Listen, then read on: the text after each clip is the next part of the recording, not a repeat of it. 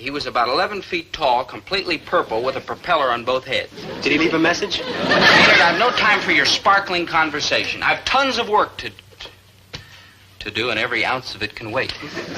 Hello, my dear. I'm Dobie Gillis, and I am at your command forever, heart, body, and soul. I'm Betty Sue Fosdick. May I have this stuff with bread, please? Ah, yes. I suppose even an angel must eat. How charming you are. How lovely you are. How sick I are.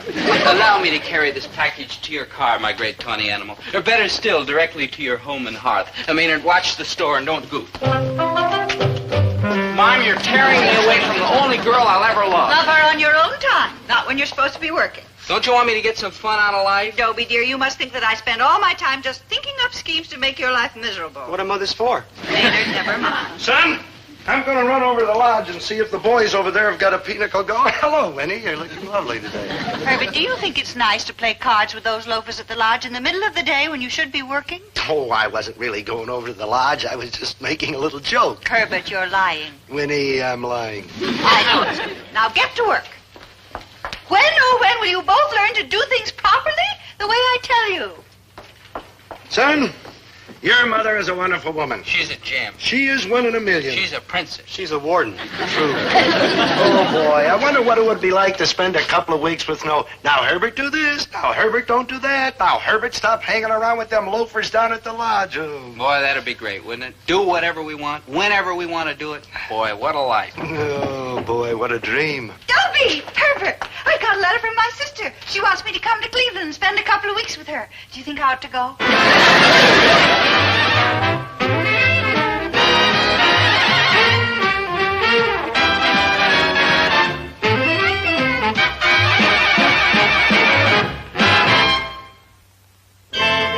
This is my mother, Mrs. Winifred Gillis. She's one of nature's noblemen. Since the day I was born, through the difficult years of infancy and childhood and adolescence, she's been, well, like a mother to me.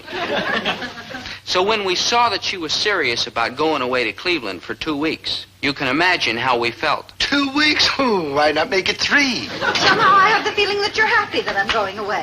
Me? Yes, Herbert. Yes, Herbert. Maynard, you keep quiet. Mom, the only reason we want you to go away is because we love you and we want you to have a good time. Sure, see, and the longer you stay away, the more we'll love you, so stay away a good long time, huh? Oh, that's not what I mean. Mom, Dad, I mean that we love you the same whether you're here or someplace far away. True. So why not make it easy on everybody by going someplace far away? You know? Well, that's all right, dear. I think I know what you mean. You do? I do. But I can't go away and leave you two boys here alone. I mean, day and night I'd be worrying. No, I can't face it. I'm not going. What's the worry? Why, we'll be fine. Mom, we can cook and take care of the house just great. Why, sure, we'll keep everything in ship-shape. Well, We'll manage beautifully without you. well, They'll probably burn the house down. that's what I'm afraid of. Come on. Mom, please, please. Honey, listen to reason. We will run everything just fine. Hey, but not too fine. No, not too fine. Just fine enough, and Maynard, you keep quiet. Well, I do want to see my sister. But you promise that you're not trying to get rid of me. Me? Winnie, why, such a thought never once entered into my head. Your head? Oh, come now. Look, we better get down to the depot. We don't want you to miss your train. The train don't leave for 4.5 hours. It don't pay to take chances, and Maynard, you but I. Well, all right, Herbert. It's against my better judgment, but I'm going. No, don't you worry about a thing, Mom. We'll keep this place in perfect shape. You certainly will. I've asked Mrs. Finchley from next door to look in every day and keep an eye on you.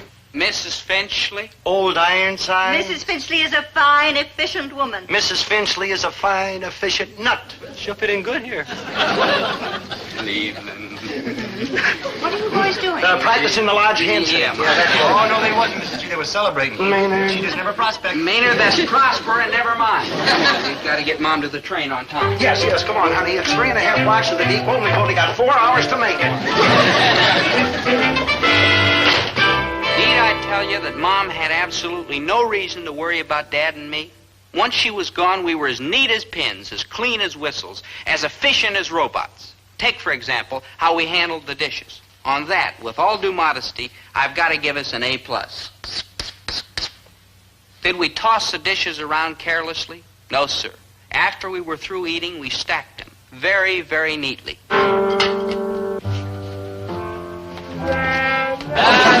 Wonderful meal, Dad. Yeah, you bet it was. Tomorrow we're going to have corn on the cob, or did we have corn yesterday? Let's see.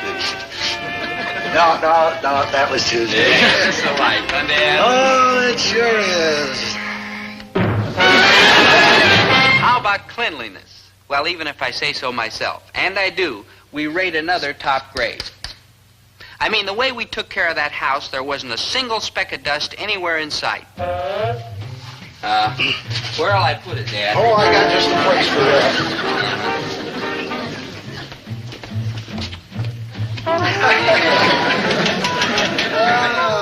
And your mother thought we couldn't keep this place clean. Pretty good idea.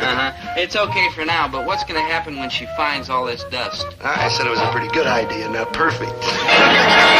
Neatness? Right. Another A+. You might figure we wouldn't bother about minor items, you know, making beds and like that. But not us. No, sir. Every morning, bright and early, our beds were put into tip-top shape. Ready, Dad? I'm ready, son.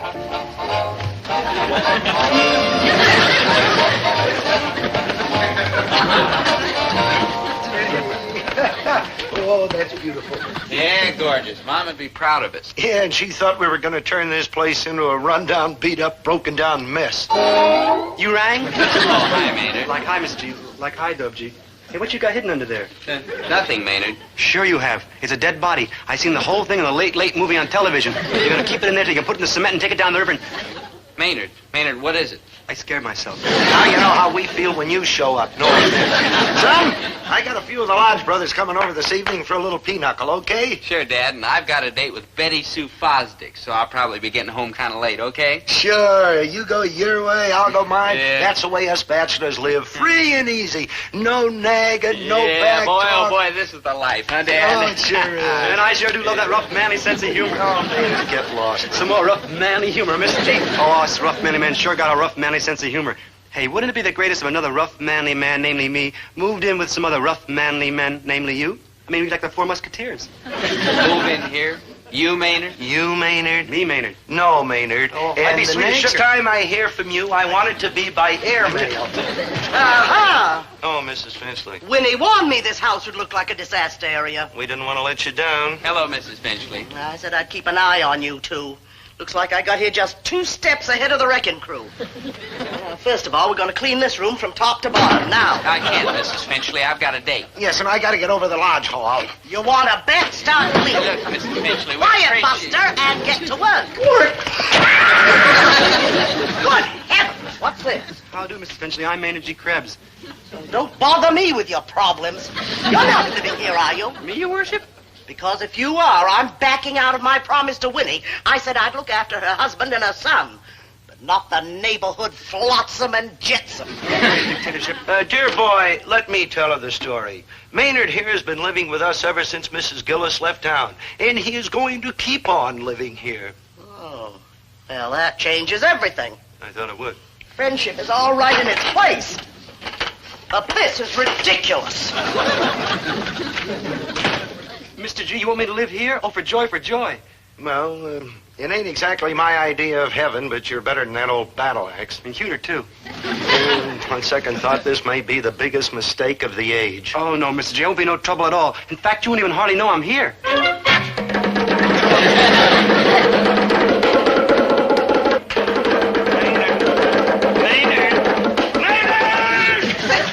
Cease, desist, quiet.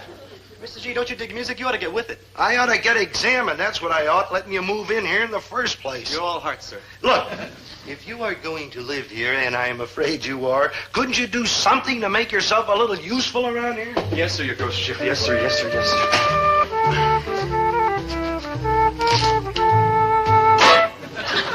I know I'm going to regret this question, but Maynard, why are you keeping the carrot tops? For my rabbits, Flopsy, Mopsy, and Cottontail. They're moving in tomorrow. Oh, you'll love them, Mr. G. I mean, they're all furry and soft and cuddly, and their noses go. All the time. And if your rabbits are moving in tomorrow, you are moving out tonight. I'll buy that, and you win. No rabbits. My father won't let me keep them either. I mean, every time I bring him in the house to play dominoes, he cries. Mr. G, you're looking at a very miserable creature. Son, you are looking at a very happy grocer. Dad, you were looking at a very happy grocer's son. Freedom. Greatest invention since easy credit. I'm going to run over to the lodge and sit in on a little civic betterment meeting. Yeah, pinochle? Pinochle. Mm-hmm. I'm going to stay here and take care of some unfinished business. A girl? A girl. Oh, isn't that marvelous? Me over at the lodge, you in the store, yet we both got freedom. Yeah, Dad. See you later, Dad. Hi, Dobie. Ah, Betty Sue, my tiger. How sweet, yet how typical of you to drop in to see me while I work. I'm happy to do it, Dobie. I've looked all my life for a boy like you. Fine, hardworking, trustworthy, loyal. Oh, I wouldn't say that. I would. I wouldn't. Oh, hello, Maynard. Goodbye, Maynard. Dobe, I want you and Mrs. G to know that I'm trying to be a 100% helpful member of the family, so down all the phone calls that come in today. Oh, fine, Maynard, fine. Now, where were... Oh, yes, I was trustworthy and loyal. Monica Monahan says to call her as soon as you dump the snooty creep you've been chasing. No offense, you snooty creep. Well, Maynard, will you please go Don't outside? bother thanking me now, Dobe. I got a lot more. And they even get better. Gretchen Trondheim phone, will you please send back the $3 you borrowed from her on your last date? And she hopes your next girlfriend don't get bamboozled so easy. well. Wait, there's more. Hey, Maynard, do you realize what you're doing to me? Sure, reading the phone calls that come in. Helps a little bigger, ain't I? Here's one from Geraldine Ogilvy. All it says is, Dobie Gillis, you are a rat. Dobie Gillis, you are a rat.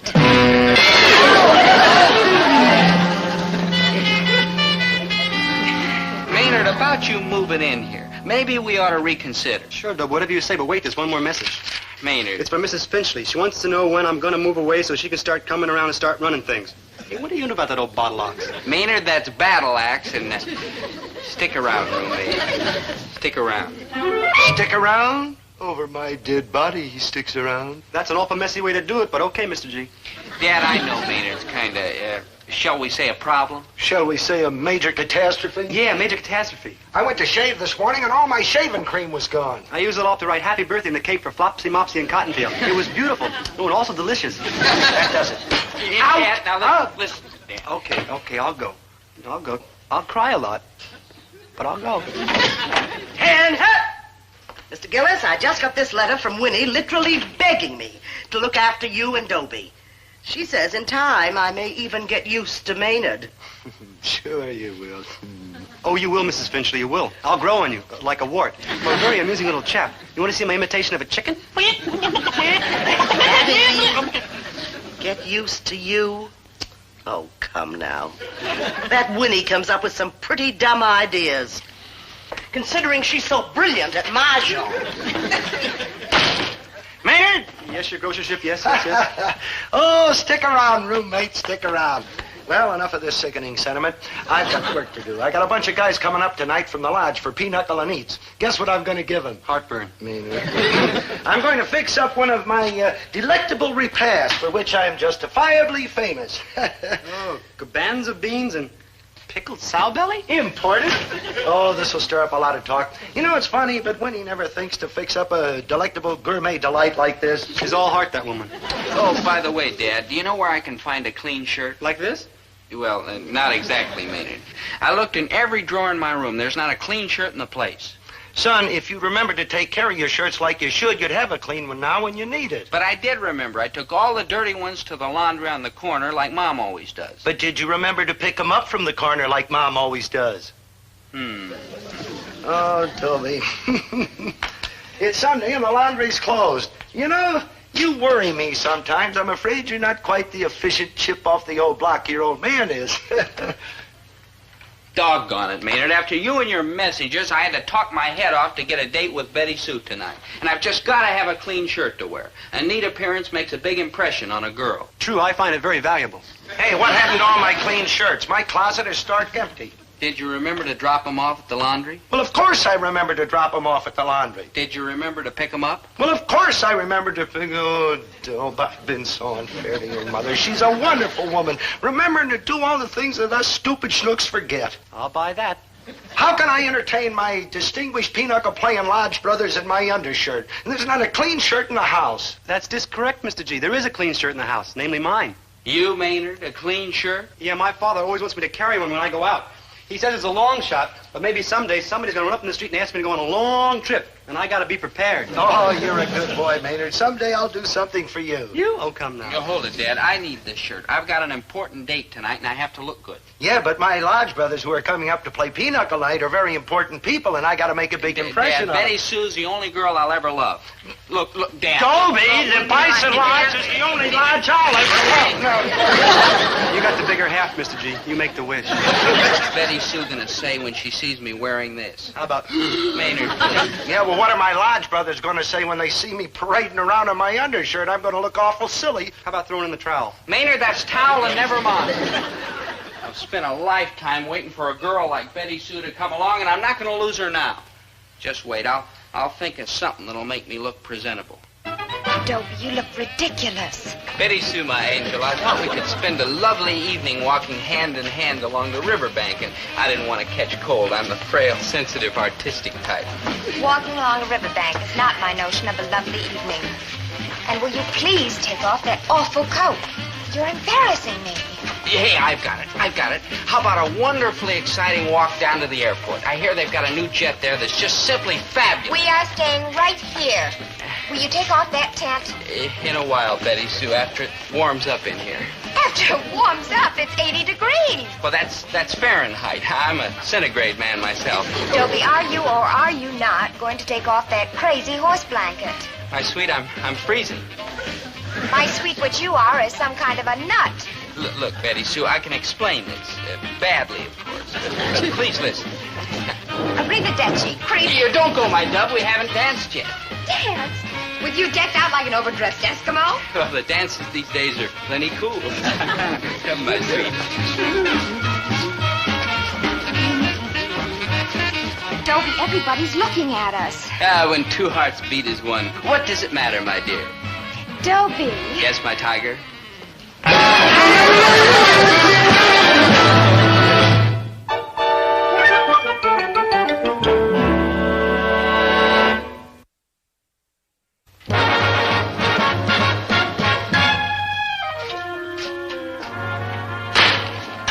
Hi, Dad. Your pinochle game broke up early, huh? Yeah, their heads I should have broke up early, the bunch of loudmouths. No trouble? You gotta have trouble trying to run a pinochle game dressed in this stupid pajama top you're in. Martha, give me for Christmas. Dad, you're beautiful. Beautiful. I look like a lame-brained jerk. Right? Man, you should have heard the way the guys whistle at him. Well, with no clean shirts in the house, what did you expect me to wear? A gunny sack would have been better than that. And the way they griped about the eats. I tell you that garbanzo beans and pickled sow belly is good, healthy food. 3 pinochle players swallowed a slice of coffee. Ain't been heard from since. Slice of coffee? So this cooking racket's new to me. It didn't turn out right. The whole thing was a bust, huh, Dad? No, I wouldn't exactly say a bust. I would. So would I. Well, my evening wasn't so great either. Say, I wonder if we could call Mom and ask her to come home a few days early. Oh, now, just a minute, son. We can't chicken out now. We are running this house just as good as your mother could. Well, almost as good. Dad. Half as good. Mr. G. A quarter as good. Dad. Rotten. That's the word. I tell you what we gotta do. We gotta buckle down and run this house right. Well, Can we do it, you ask? I didn't hear nobody ask nothing. Did you, It's Joe? impossible, you say. I didn't hear nobody say nothing. Did you? But I say to you, we can do it. you bet we can do it. Anything a woman can do, even a fine, strapping, healthy woman like your mother, us men can do better. We're bigger, we're stronger, we're smarter. And Dobie, Yes, Dad? don't tell your mother I said that. She'll clobber me. Dad was right.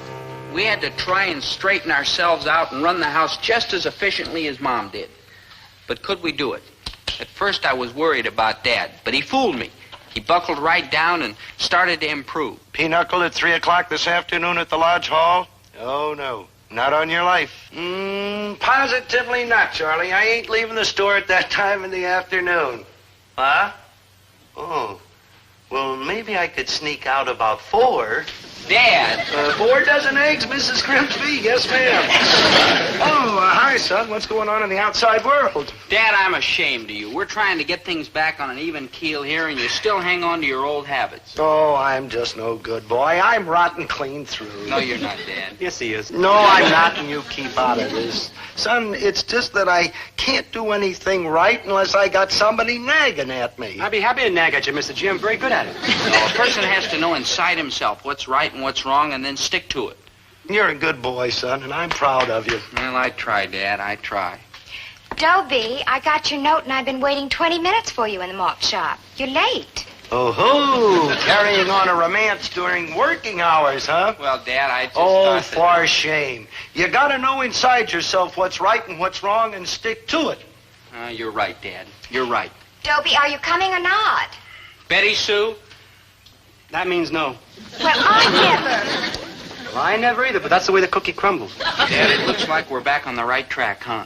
You bet we are. Work first and play later. We can do it, boy. Right. Right. Dad, I finished the dishes. Do you need any help with the floors? Never mind. I'm done now. And boy, have I got a case of scrub woman's knees. They're killing me. Did you finish ironing the shirts? Yeah, medium starch in the sport shirts and light starch in the dress shirt. Oh, good work. Did you put the meat in the oven? An hour ago, and the sweet potatoes, too. Yeah, well, tomorrow it's my turn to cook dinner. I think I'll whip up a little lemon meringue pie. I saw a heck of a good-sounding recipe in one of them women's magazines. Dad, you've really done it. You've turned into a hard-working, efficient, well-organized housewife. Oh, thanks. And housewife, now hold the phone. I happen to be an all-American, red-blooded house husband. That's what I am, and don't you forget it. Like hi, Doe. Like hi, ma'am. Maynard's Dad. Glorioski, so it is. Where we live in? Stand back, everybody. I'm here for an official inspection. Don't worry, Bill. Don't worry. I'll hold this so the old busybody won't know where you hit all the dirt. Maynard. Nobody's gonna get me to move. Not even somebody as big as her. Maynard, you don't have to do that. We're taking care of this house right. Well, we'll soon see. Floors look good. No dirt under the rug. Dishes appear in good shape. Food seems satisfactory. I wish it tasted the same. Yes? I'm going to write, Winnie, that you're keeping everything in apple pie order. What are you so surprised about? It ain't so hard to keep a house in good shape. Right. All it takes is hard work and energy and application. No and pinochle. no dates with girls. No going to lodge meetings. No movies. No watching wrestling on television. No hacking around and having a lot of laughs. Oh, boy, ain't it a wonderful life. Wonderful. Winnie will be pleased to hear how well everything is going. Now she can stay with her sister in Cleveland for another week. Huh? What? Oh, she was worried about you, too. But when I tell her what a fine job you're doing, it'll put her mind at ease and she can stay with her sister a while longer. I'm proud of you. You've done a wonderful job, considering your men. You mean that just because the house is clean, Winnie ain't coming home? Right. Aren't you happy? Let me get this straight. Mrs. G ain't coming back, so I'm gonna stay here another week. True? True. Not true. Then you're not going to stay. Oh, I'm gonna stay all right, but now I've got some of my prized possessions and souvenirs.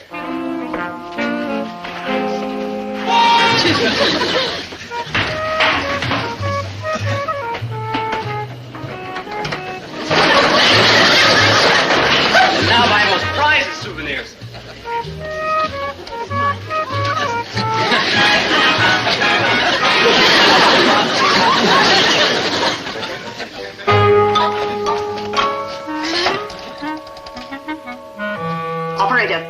Operator, I want to place a call to Cleveland. Mrs.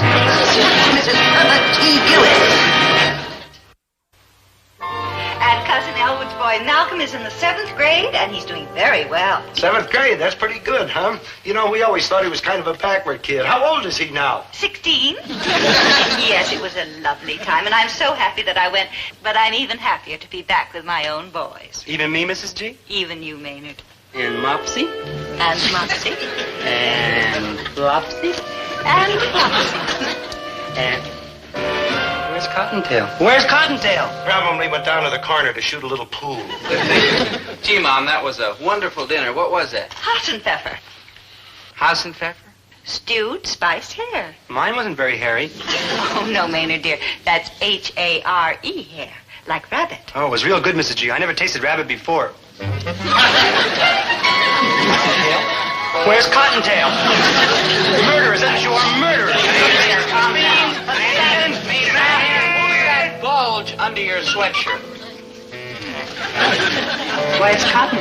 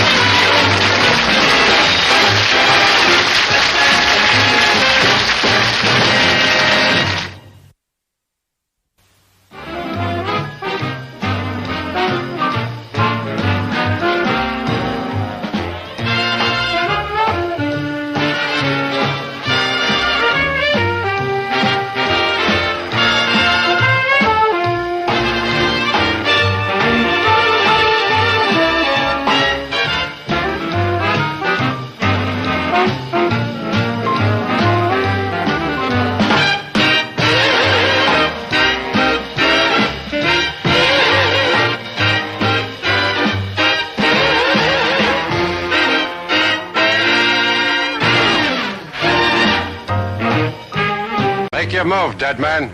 Still don't recognize me, do you, Tarbo? You're just another notch on my gun butt, stranger. Draw.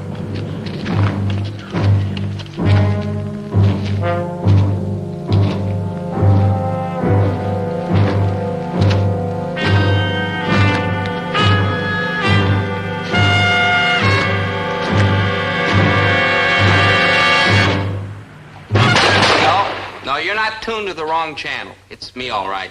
Dobie Gillis. Know what I'm doing? I'm studying. That's right, I'm learning about life by watching a Western movie. And I've learned plenty, too. Like how a fella should always fight his own battles and not run away from danger or hide behind a woman's skirts. And how he should be brave and upstanding and fearless and never be afraid of bullies. That's what I am. You're brave and upstanding and fearless? No, afraid of bullies. Man, that's because you don't know how to handle him. With a bully, all you've got to do is look him straight in the eye and call his bluff. Dobe, it's men like you to make this country great, and the city, too. Here, give me this for a second. Yeah. Hey, Dobe, do you remember that great, big, rough, tough bully, Butch Baumgartner? I mean, you and him had a fight last year on account of some chick, and he got kicked out of school and joined the Army and got sent to Alaska? Yeah, lucky for him he got sent that far away. Yeah. And remember how he said he was going to come back and get even with you and pound you in the ground like a tent-pegger like that? Maynard talks cheap when you're up there safe in Alaska. Like true. And that's exactly what I'm going to tell Butch when he gets back today, when you look him straight in the eye and call his bluff. Right after I look who in the eye and call whose bluff? Butch Baumgartner. It says right here. He's coming back to town on a 30-day furlough on the 12 o'clock bus. High noon? Yeah, like high noon.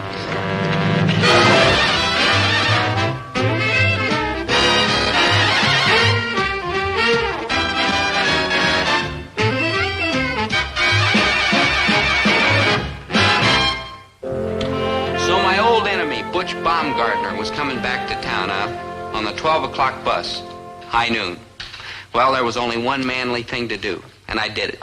I went to get advice because that's what I needed. Advice. Instantly and in quantity. Advice from someone who was a combination of Plato, Socrates, Dr. Schweitzer, and Jack Parr. Get out of town. Well, yes, Dad, I thought of that. That's one way to do it. On the other hand, you can stay and fight like a man. Fight? Right, I knew you'd figure out to do it the right way, son. Now what we have to do is have some quick boxing lessons. See? Dad. Always remember, keep that left Dad. out and cross with the right. Dad, there isn't time. Butch gets back to town on the 12 o'clock bus. High noon? High noon.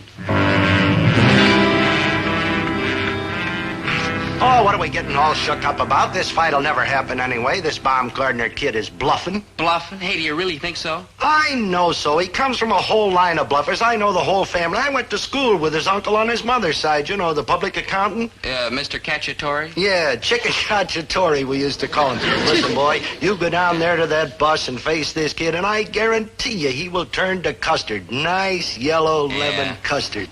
Dad, I'll do it. I'll march right down there and look him straight in the eye. That's a boy. Why, I'll bet you there weren't over 30, 40 guys in his whole weight division when he won the heavyweight championship of the Alaskan Command. Now I'm going to call his heavyweight champion. Yeah, knocking that guy out in 11 seconds of the first round. This has got to be a fluke, a lucky punch.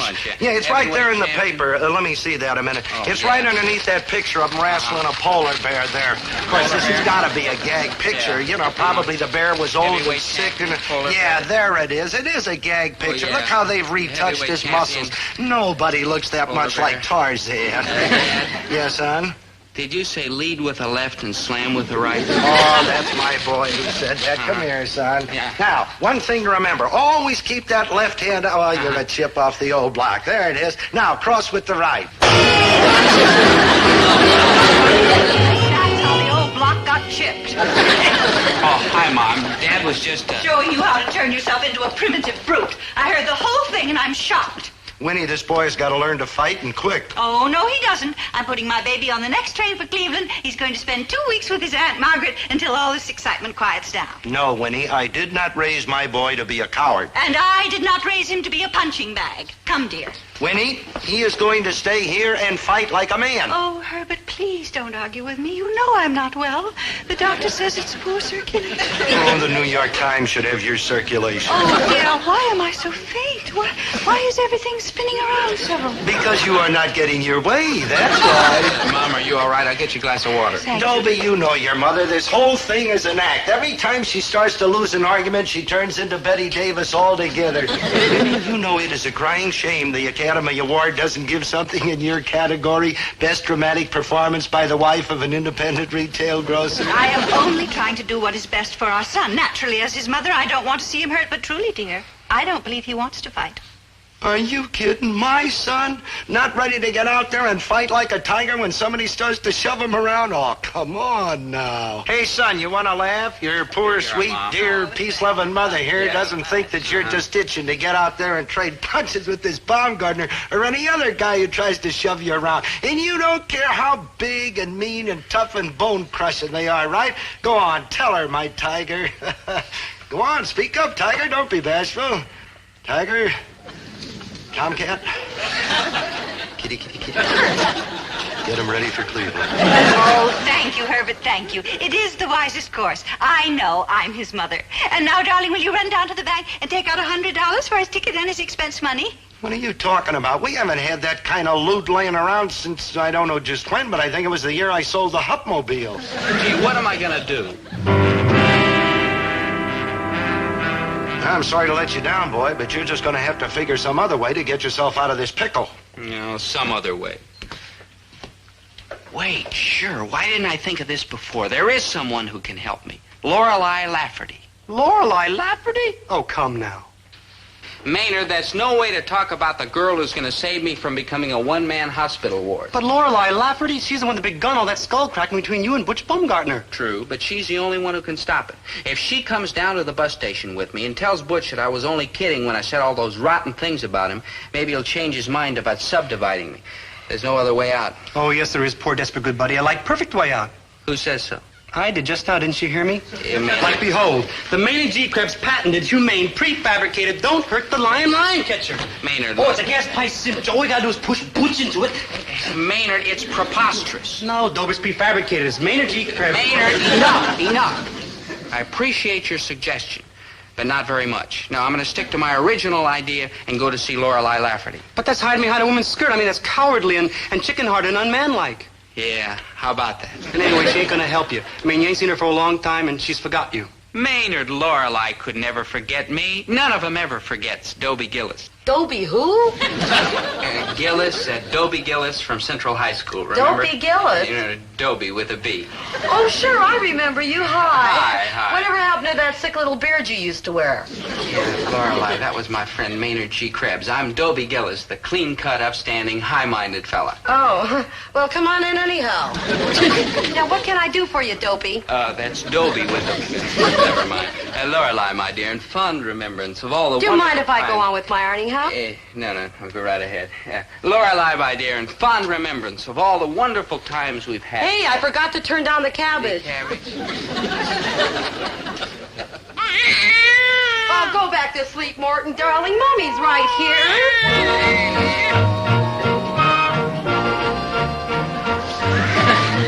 Now, Buster, where were you?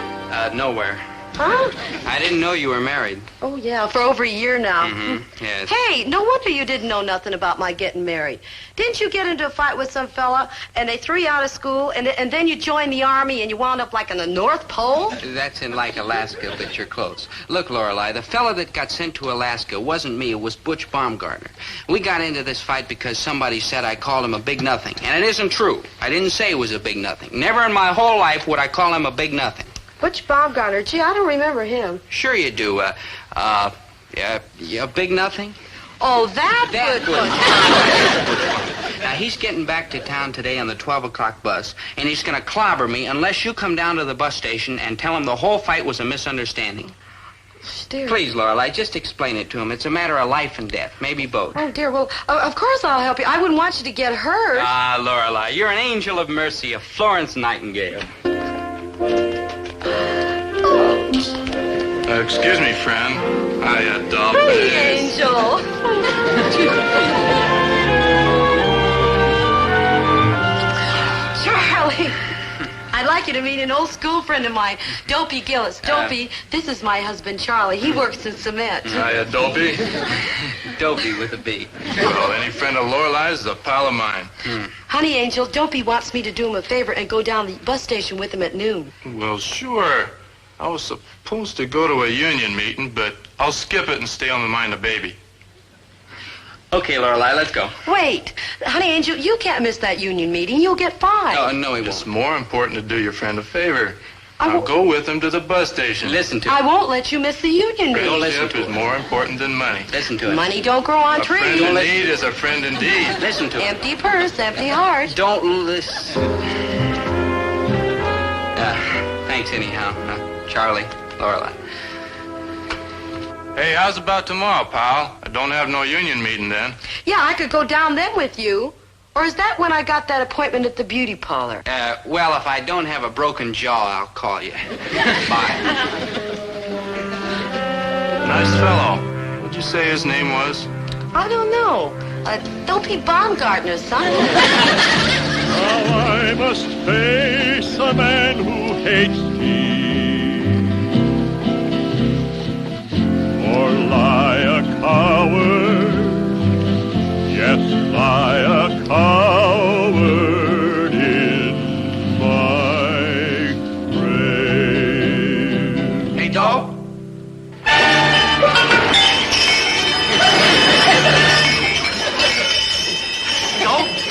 Now what do you think of the Maynard G. Krebs Patterson? You mean Maynard, get me out of here before I forget what you mean. Oh, that's an easy word, though. It means female human. Maynard, never mind. Sure, Dope, sure. I'll go release it. Don't go away. I'll wait. Tell me, kid, have you had any unusual experiences lately? Bon voyage.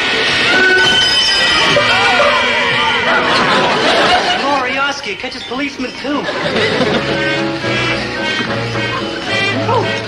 There aren't many fellas who can make the statement that they were caught in a lion trap with a policeman in Maynard G. Krebs. In fact, I can't think of any fellows who'd want to make such a statement. But meanwhile, the clock kept marching on, minute by minute, toward high noon. Okay, when are you going to start beating me with a rubber hose? Let me give you just a little word of warning. Yes, sir, your station house ship. Don't ever let me catch you on my beat again. Ever? Maynard. The nerve. Threaten such a sweet, lovable, true blue kid like me. And just try to find him when you need him. Yeah, Hey, that's it. What's it? What? I'll get police protection. That's what I'll do. With the law standing right there, Butch Baumgartner can't lay a glove on me. Officer, wait! Maynard, my troubles are over.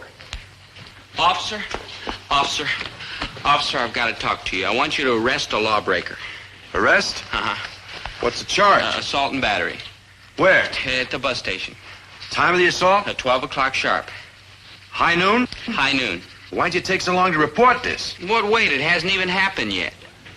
Listen, officer, as a taxpayer, I demand protection. You, a taxpayer? Oh, come now. Well, my father is, and he's also a pretty big man in this town. For your information, he just happens to be a good friend of the chief of police. Oh, he knows my Uncle Fred. Your Uncle Fred? My little joke. Fine for jokes. Yeah, my good buddy's gonna get murderized, and you're doing bits. Yeah. Okay. Just give me the facts. Well, you see, officer, a couple of years back I had this rumble with Butch Baumgartner. Did you hurt him bad? Him? Oh, come now. Yeah, well, actually, I didn't hurt him too bad. Well, actually, you ran like a bunny. If you hadn't caught your pants in a nail, you would have set numerous track and field records. Then you didn't strike the aforementioned Baumgartner. No, it's Butch. Aforementioned is his sister's name. Where's the Gladys? Maynard. No, sir, I didn't strike him. Well, did he strike you? All he got at Dobie was a piece of pants hanging on a nail. Maynard. Enough? Enough. And good thing. Yeah, goodbye. Then after this gory combat, what happened then? Butch joined the Army. To forget? No, he was drafted. But he promised to come back and clobber me the minute he got a furlough, which is today. He's coming in on the 12 o'clock bus. High noon. High noon. And I demand police protection. That's what you're gonna get, kid. Oh, boy, you'll lock him up. You bet. Great. As soon as he clobbers you.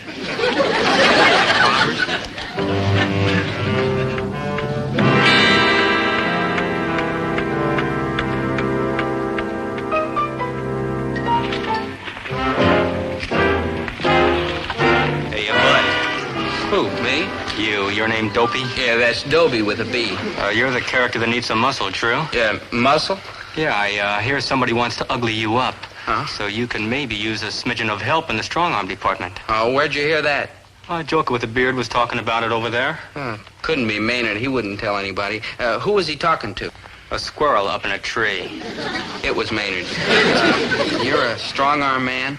Ratsy Ruffner at your service. Ruffner Easy Credit Strong Arm Service.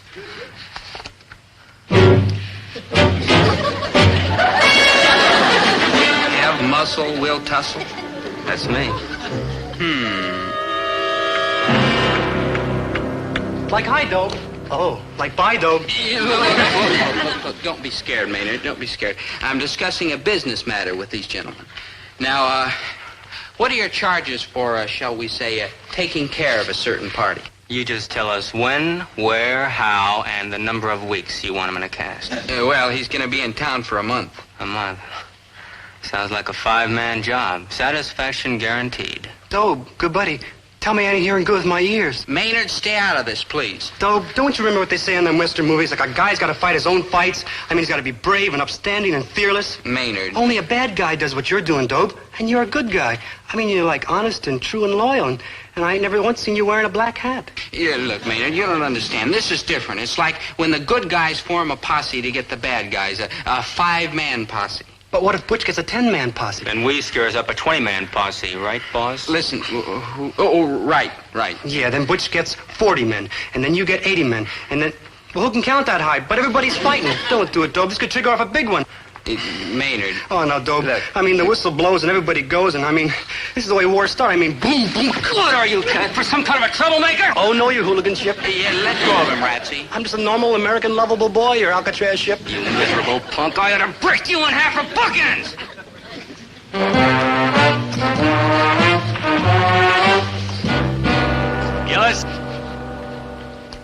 Gillis, I just been on the phone to headquarters and the judge wants to see you right now. Oh, gee, officer, that's not fair. I didn't do anything. Why drag me down there? I'm ashamed of you, good buddy, carrying on like that. If it's policemanship, let's take you down and see the judge. There's only one thing to do. Yeah, I know. Run like a bunny. Maynard, I've got to stay and face the music. Okay, I'm ready to go with you, officer. If I have to meet trouble, at least I can meet it with courage and dignity and poise. You? Oh, come now.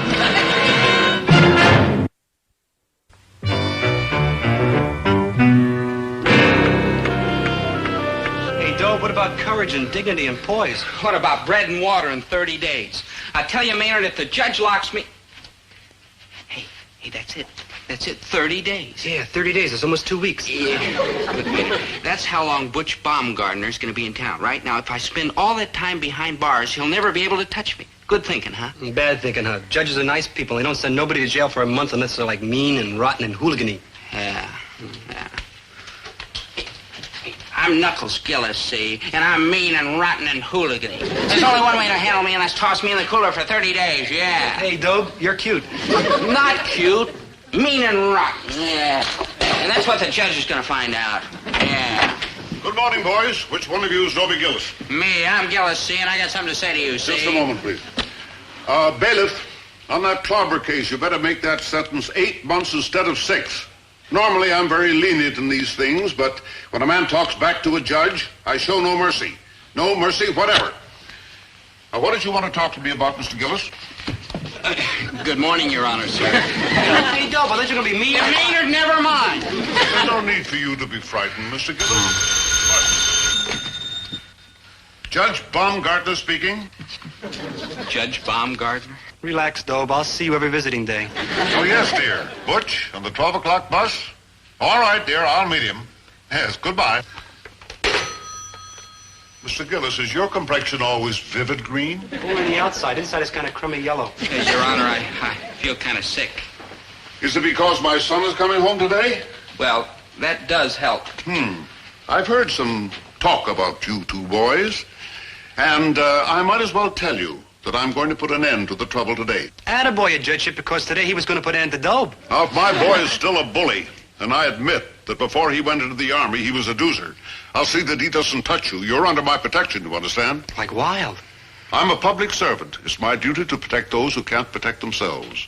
Laws are made to be enforced to help those who are weak, defenseless, and helpless. That's my good buddy. Now then, if you get into any trouble, be sure to ask for help. There's always someone there who will help people like you. You hear that? Weak, defenseless, helpless, spineless good buddy? Maynard. Who says it don't pay to be chicken-hearted? Maynard. Hey, Dob, you're safe. You're out of the frying pot. Maynard, that's frying pan, and you're wrong.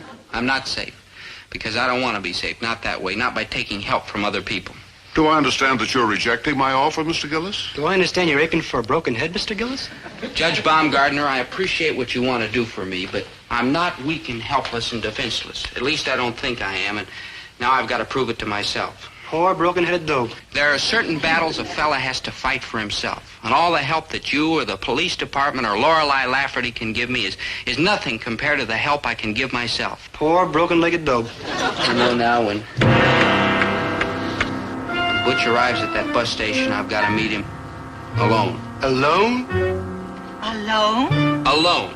I found out that there is no help except the help a fella gives himself. When the chips are down, I still have to do it myself. It's my battle, and I'm going to fight it. Dear, you know that I feel that fighting and violence never solve anything. But you've made your decision, and I'm proud of you for sticking to it. Thanks, Mom. Dad, I'm awful sorry you pawned your lodge trophies to buy my ticket to Cleveland, but you see now that I just can't take this money. Thanks anyhow, an awful lot. Son, you have just made me the proudest independent storekeeper in town. Thanks, Dad. Well, I guess I better get started for the bus station. It's almost noon. High noon. Well, good luck, boy. Take care of yourself, dear. I do not know what fate awaits me.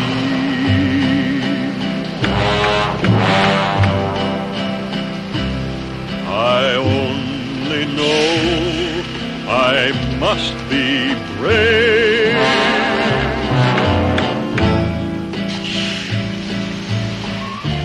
And I must face a man who hates me.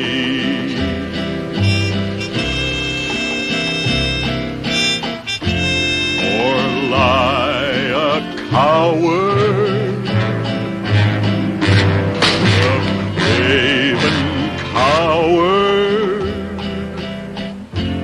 or lie a coward in my grave.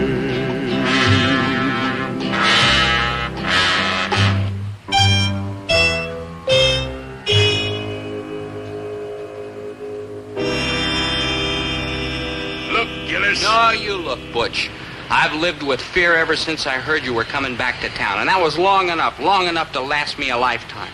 I'm saying goodbye to it right now. I'm facing up to what I have to do so I can walk down a street without being afraid of who I might run into around the next corner. That kind of peace of mind's worth a lot more than all the broken bones you might give me. So come on, Butch, fight. It's not fair. I'll kill you. All right, then start killing, because I'm not going to run, now or ever. If you knock me down, I'll get up. And if you knock me down again, I'll get up again. And I'll keep getting up as long as you keep knocking me down, because that's how much this means to me. So come on, Butch, fight. You know I was set to beat your head in. But if you've got the nerve to talk to me like that, I'd feel stupid trying to get even. Put her there, Tiger. Tiger? Me? You bet. Hey, where could a guy get a cool drink around here? I gotta love that boy. I just gotta.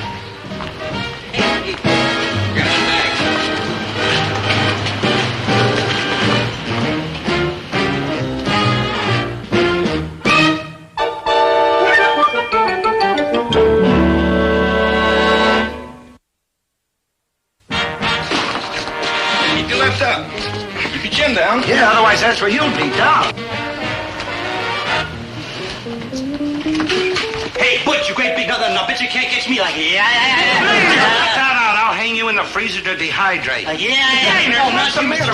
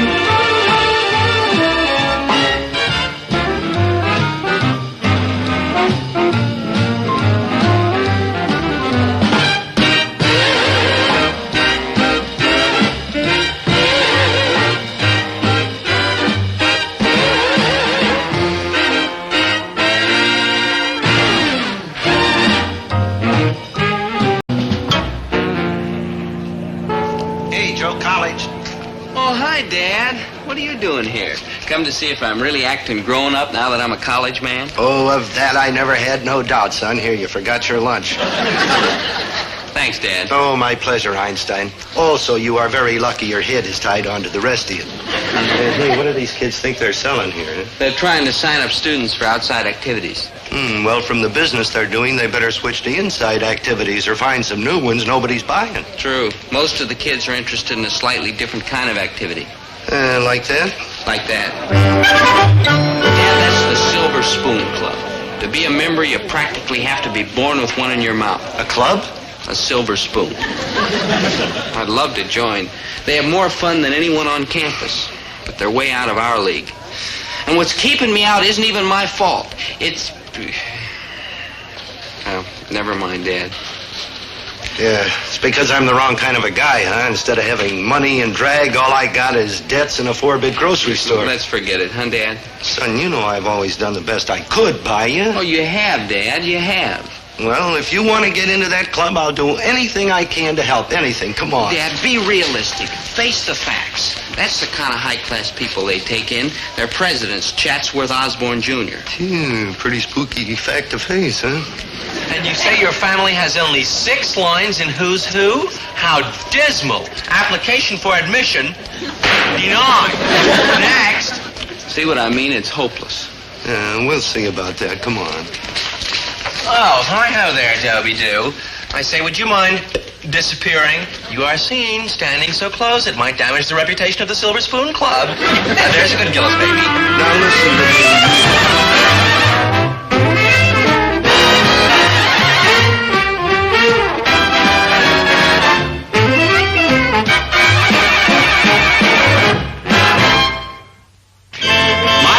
Herbert T. Gillis may be only a humble grocer, but he has many desirable qualities. He's firm and determined and strong-willed and inflexible and stick around. Sooner or later, I'll come up with one that's desirable. Yep, he became pretty unruly when I was turned down by the Silver Spoon Club.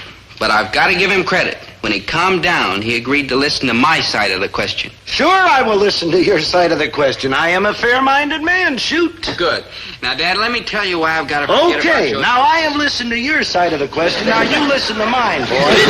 Quiet. You are making it very hard for me to be a fair-minded man. Now, I know that sometimes I am a big talker. Also a loudmouth. Also a blowhard. Just don't mind the conversation. But look, son, I've been taking care of you for a lot of years now, and ever since you was a baby, when something bothered you, it bothered me too, right here.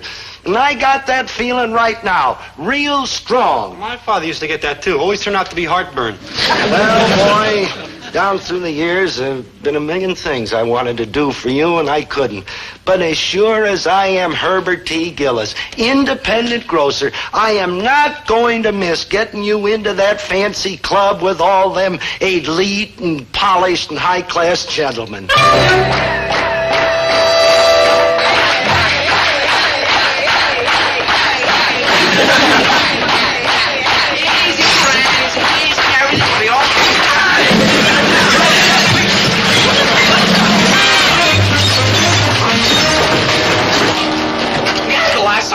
I saw a scene like that. Pat O'Brien was playing the warden. Blame them. They shelled out a big chunk of dough at the beginning of the term for meals. And all they had to eat last week was oatmeal and peanut butter. Mr. President, forgive me for asking a question, but why is our treasury in such sad shape? The word, I believe, Mr. Vice President, baby, is mismanagement. Well, we Osborns are simply not accustomed to dealing with sums of money of less than 6 zeros at the end. Oh, dear. Besides, I had to buy us that new station wagon last month. While their members were starving? Good heavens, man. Would you have us be seen driving to the polo matches in last year's station wagon? Of course, Osborne, you had no choice. I certainly did not. Happily, there's an easy solution to our problem. Well? Call your mother and have her advance you your next month's allowance. That's rather a touchy subject. You see, I've already taken an advance on a few months' allowance. How many months? 134. I'm in the same boat. Mumsy says if I ask for money one more time this term, she'll make me get a job, whatever that is. I would say we're in trouble. I would agree. Where is our guardian angel? Oh, hello, my dear boys.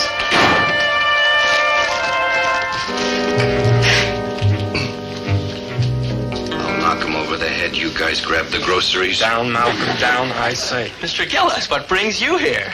Oh, nothing in particular. I just happened to be in the neighborhood delivering these delicious, mouth-watering, gourmet-type groceries and thought I'd drop in. Yummy. Come on, man. One little knock, everybody eats. Back off, you ape. So, I was right, huh? You guys are really scraping the bottom for groceries. So we are somewhat embarrassed, gastronomically speaking. What concern is that of yours? I am glad you asked me, Chatsworth. Now, how would you like an order like this to be delivered here to the club, say, twice a week? Just like Mother used to bake? Ain't you got no shame, sir? Innocent boys are wasting away. Oh, so nutritious, too. Let us cease this jockeying for position. Out with it. What's your game?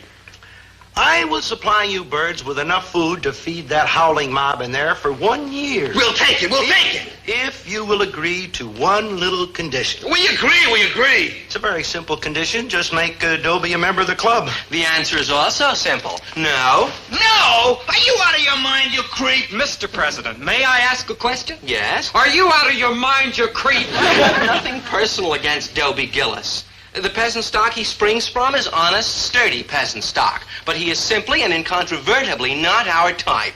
What kind of type's that? Hungry. Look, Buster, I'm pleading with you from the bottom of their empty stomachs. It's the only thing that can save the club from complete collapse. Well, if you are going to dilly-dally...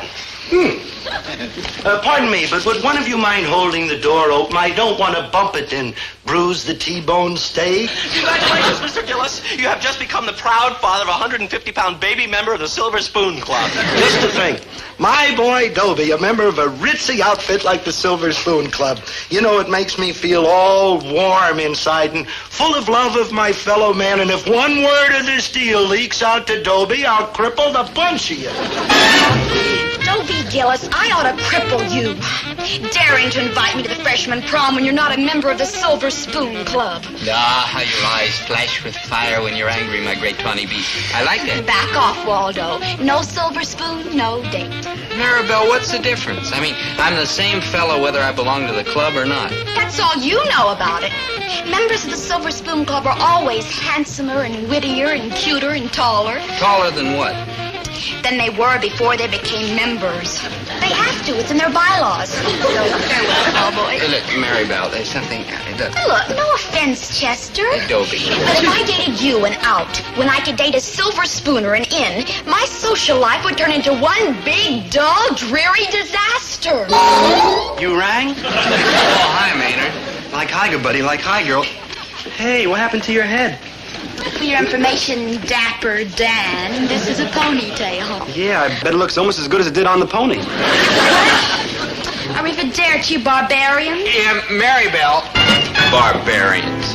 What does she know? Like nothing. Barbarians are cats that shave people. No, Maynard. We never touched a blade of skin in our life. Well, you haven't anyhow. Well, cheer up, good buddy. You always got me, and that's plenty to cheer about. Yeah, Maynard. I mean, I'm more fun than some bacon-headed chick. Yeah, Maynard. I mean, you'd rather hack around with me than some flibber to gibbet in skirts. Yeah, Maynard. And you're fibbing, ain't you? Yeah, Maynard. Good thinking. I don't understand why a cat would want to join one of them snooty clubs. All I do is run around after chicks. Maynard. Stop begging. I ain't joining. Please, no tears. My head's made up. Maynard, please. Doggone it, that girl has no right to treat me like that just because I'm not a lazy, good-for-nothing member of some snooty club. Like, true, with your brains, you could be a lazy, good-for-nothing without being a member of no snooty club. Who needs them shiftless plowboys? Maynard, that's playboys. That's exactly what they are. Hi-ho there, Dobie Doo. Get lost, you shiftless plowboys. Maynard, that's playboys. Oh, hi, man. Don't mind Maynard. He didn't mean anything. Sure I did. I meant they were like... Never mind.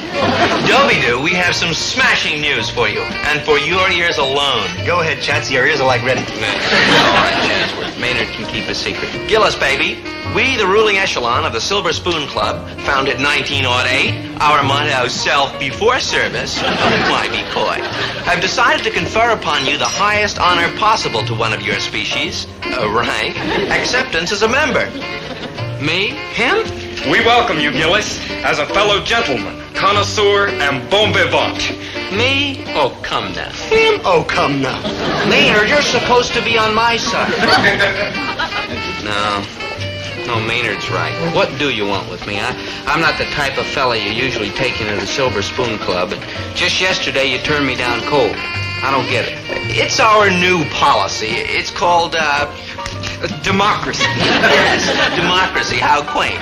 You see, carried away by this democracy, we have decided to reach out and take in members from all walks of life. Hear, hear.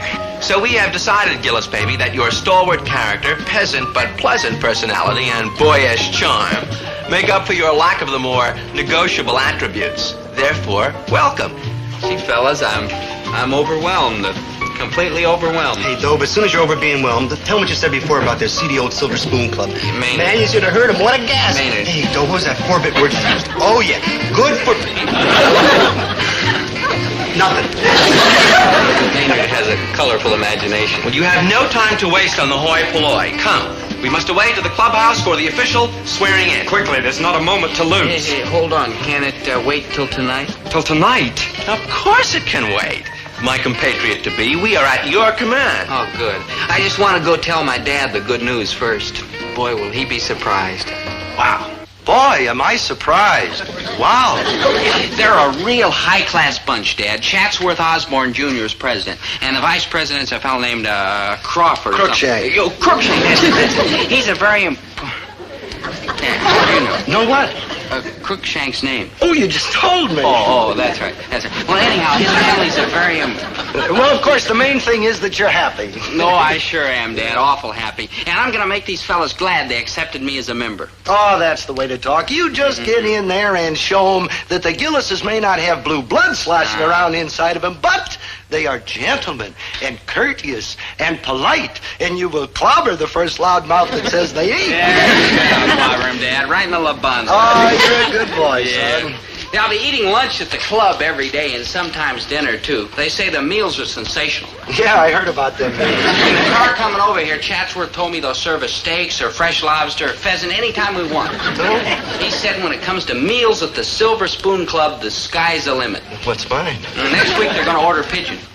They already got one. Wonderful, Dad. These are going to be the happiest years of my life. At these prices, they should. Get that, will you, son? Oh, sure, Dad. Hello, Gillis's Grocery? This is Crookshank from the Silver Spoon Club. I'm calling to tell you that everything has been taken care of, and where are our groceries? Huh? We lived up to our part of the bargain. Your son has been accepted as a member, and he'll be here tonight to be sworn in. So let's get cracking on that delivery, eh? What? On the double, malnutrition is setting in. Give me that. And don't try to pawn off any of your inferior grades on us, oh honest grocer Gillis. I have a nose for quality, you know. Sure. Who's that on the phone, son? Nobody, Dad. Oh, wrong number, huh? Yeah, that's exactly what it was, Dad. All along. So those phonies in the Silver Spoon Club wanted to play rough and push my father around. Okay, they've got away with it so far. But now they're gonna pay. Boy, are they gonna pay. Pay for it? Of course I paid for it. With the last penny of the oatmeal and peanut butter fund. But with Mr. Gillis about to supply our culinary requirements, who needs money? Good heavens, this record is dusty. Does this one? Don't thing up the wall. Oh, quickly, cronies, make ready. We'll swear him in the instant he crosses the threshold. Give him the super gala reception. One reserved generally for visiting royalty, 5-star generals, and my mother. Welcome, Dobie, to the hallowed halls of the Silver Spoon Club. We shall swear you in at once. Wait. For he's a jolly good fellow. For he's a jolly good fellow. For he's a jolly good fellow. Hold it. I'm not sure I want to join your club. Not sure you want to join. Not join? He's got to be kidding. Of course he's kidding. Aren't you? Aren't you? Of course he is. Isn't he? He isn't. He isn't. You see, joining the Silver Spoon Club would be a whole new experience for me, and I'm scared. But maybe if I hung around for a day or so first to get acquainted, before I joined, I'd feel better about it. It's an unusual request, but since we are so keen on having you with us, request granted. Oh, good. Oh, yes, and one other thing. What's that? I must have company. I couldn't possibly go through this without a familiar face at my side. You rang? Rah. These fellas are talking about us joining their club. What do you think? I think we ought to be sports and let them show us how much we're going to love it here. And thus began our career in the Silver Spoon Club. No, on second thought, I wouldn't say career is exactly the right word. What we did to those snooty members was, well, the closest thing to it was the St. Valentine's Day Massacre. We started out kind of slowly, and then...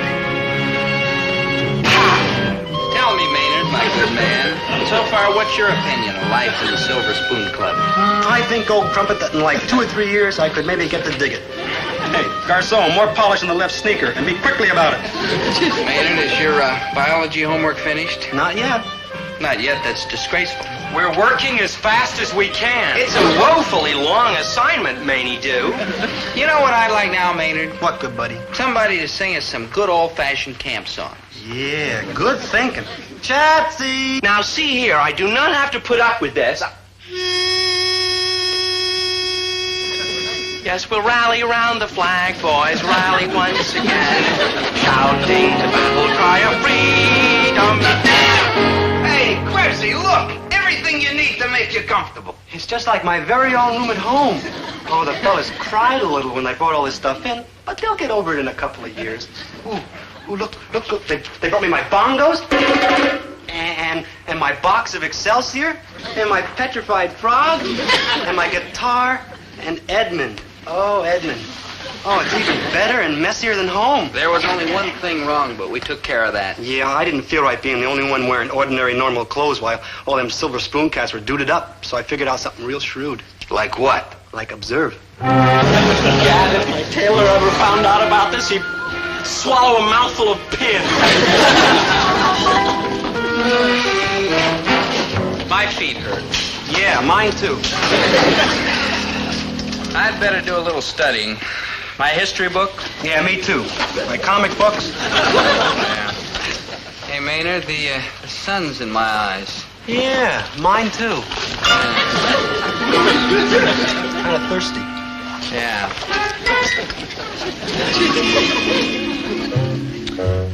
I can be quick about it. Greetings, fellow members. How goes the battle? Hi, Chatsworth. Hello, my dear. Brenda, dear, may I present Dobie Gillis, a soon-to-be fellow member of the Silver Spoon Club. Whatever you say, Chatsworth, darling. Dobie, this is Brenda LaBelle. Whatever you say, Chatsworth, darling. Hello. Brenda is queen of the freshman class. And of all else she surveys, I'm sure. Gillis, baby, when are you going to make the announcement that we've all been waiting for? Tonight, Chatsworth. I've stalled long enough. Marvelous, marvelous. Is there anything I can do for you right now? Now that you mention it. What? What is it you want? Her. Her? I'm glad you're being so decent about it, Chatsworth. And I'll take the convertible, too. There, boy, there. Come, my dear. I'll take you to a little place I know where they toss flapjacks far, far into the night. Whatever you say, Toby, darling. Brenda, dear. Oh, mice and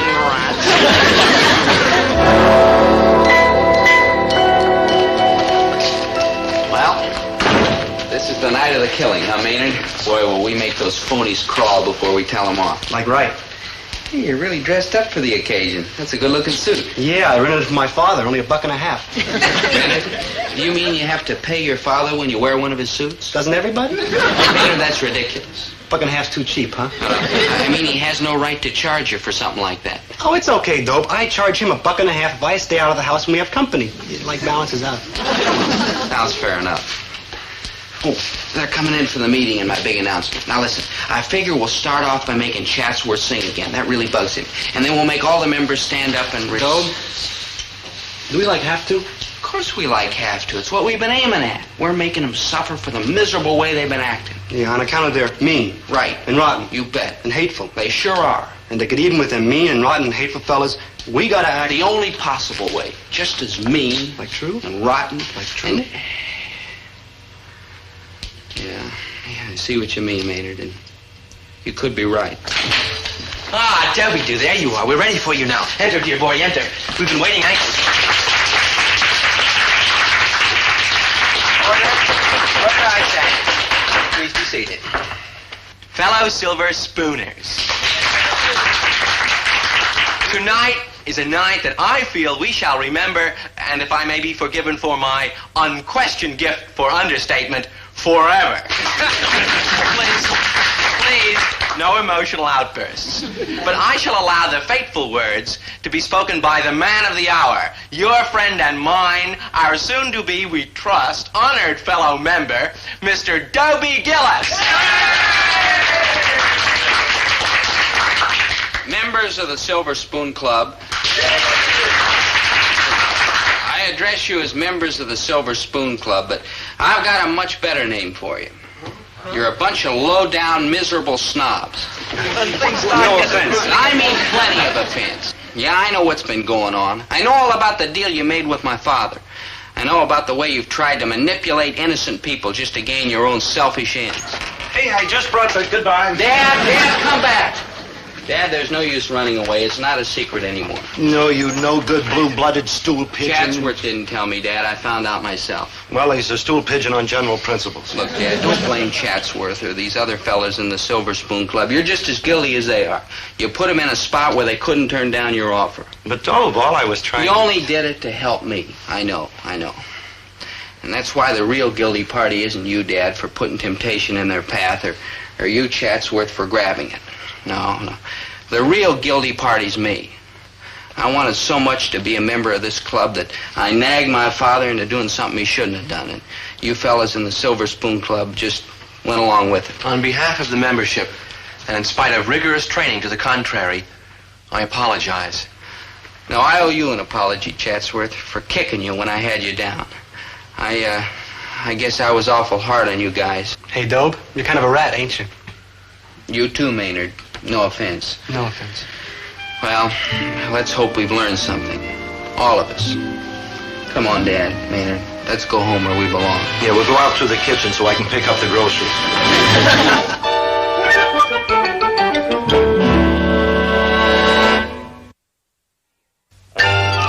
Gee, it's great to be home again, Dad, where I belong. Well, it's good to have you, and better to know that you're not mad at me for that harebrained stunt I tried to pull. How could I be mad? You only did it because you thought it was what I wanted. You know, when you consider how smart I am, it's amazing some of the dumb things I do. Like true. Don't agree so fast. Hello, Dobie. Mr. Gillis. What do you fellas want? Yeah, will you get out of here? Once around with you guys is enough. Dobie, I don't quite know how to say this, but, well, we still want you to join the Silver Spoon Club. The membership voted for it unanimously. Oh? What do you want this time? My father's truck? No, you don't understand. We're frightfully sorry about what happened. We want you as a member with no strings attached. You're kidding. And Osborne never kids in the presence of tradespeople. And no offense, Mr. Gillis. In that case, why not, Brother Silver Spoon? There's a good fellow. Yeah. Welcome, Brother Gillis. Oh, wait a minute. How about Brother Krebs? Oh, surely you jest. That's the package. Both or neither. Welcome, Brother Krebs. Oh, good. Well, I hope you'll all be very happy together. Incidentally, I'm not going to give you any groceries. However, if you care to buy some, I'm sure we can figure out a business arrangement. Gad! Only my splendid breeding prevents me from sneering aloud at such a suggestion. Huh? Once we have money to buy groceries again, we certainly won't come here. Ta-ta.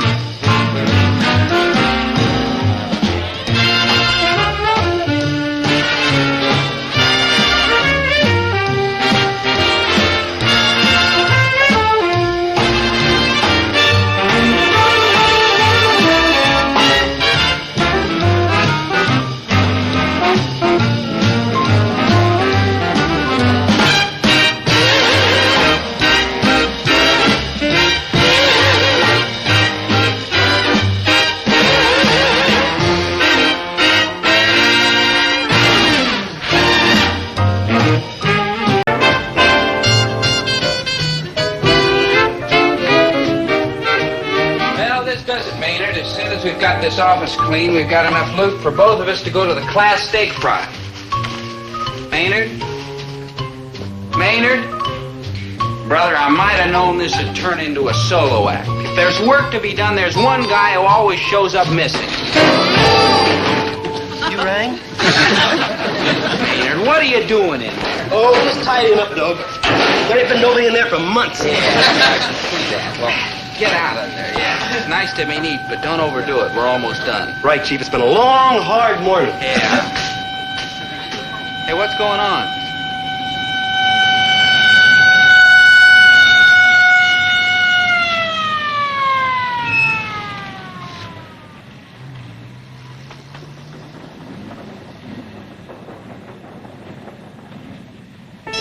How do, friend? Come on, Doug. Let's go finish our work. Hey, mister, don't, please. What are you doing? Yeah, he's right. One false movement. Stand back.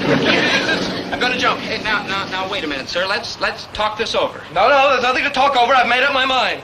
On such a beautiful day, you're going to jump, but what for? Well, that's my business now. Get away. But you've got to have a reason, sir. It's 5 floors up. Reason? If your girl ran off and left you? Well, it happens I've had the experience once or twice. Every week. On the day before the wedding? Well, women get nervous and undecided. Oh, she's not undecided anymore. She decided on another man. Well, that's life. I had everything ready. Her trousseau, size 10 and a half. The Yeah. wedding gown, the traveling suit. Yeah. All that stuff for the house. Look, silverware, look. towels, sheets, napkins, tablecloths. Look, there'll be someone else. Ways, I'm a laughingstock. I can't face my friends, the people where I work. What do you care what people say? I'm a marriage counselor. What would you do if you were in my position? Jump. Jump. Better jump. Maynard! Jump. You know you got enough trouble for two. I think I'll go along with you. Maynard, are you out of your head? Come on, fella, grab my hand. What are you, some kind of a nut? Maynard, you cut that out. Ready? 1 for the money. 2 for the show. 3 to get ready.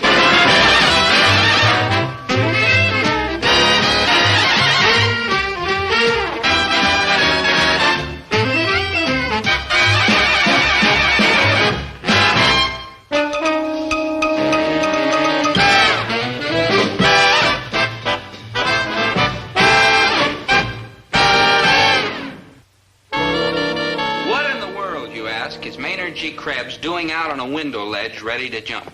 You've got me. It's absolutely preposterous. Here's a young man with everything to live for. Everything going for him. Looks? Well, not good looks, exactly. Personality? Well, he's got one. And that's about all you can say about it. Brains? I don't know why I brought that up. You know, on second thought, maybe jumping isn't such a bad idea. What am I saying?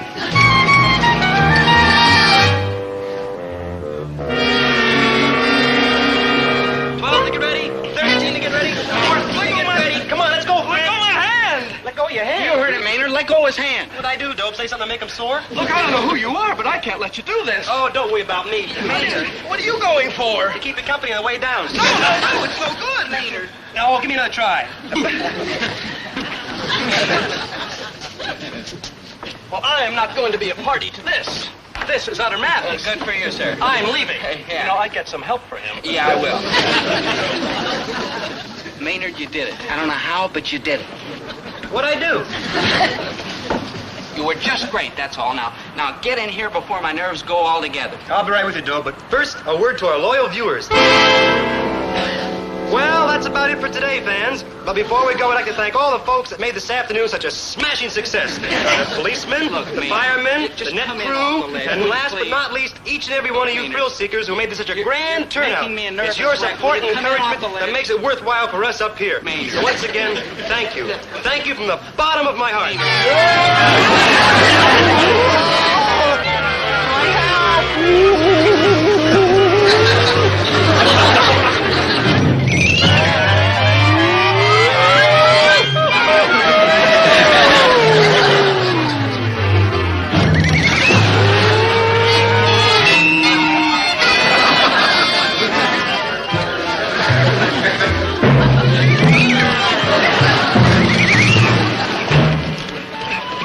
Thanks a million. I never thought you'd catch me.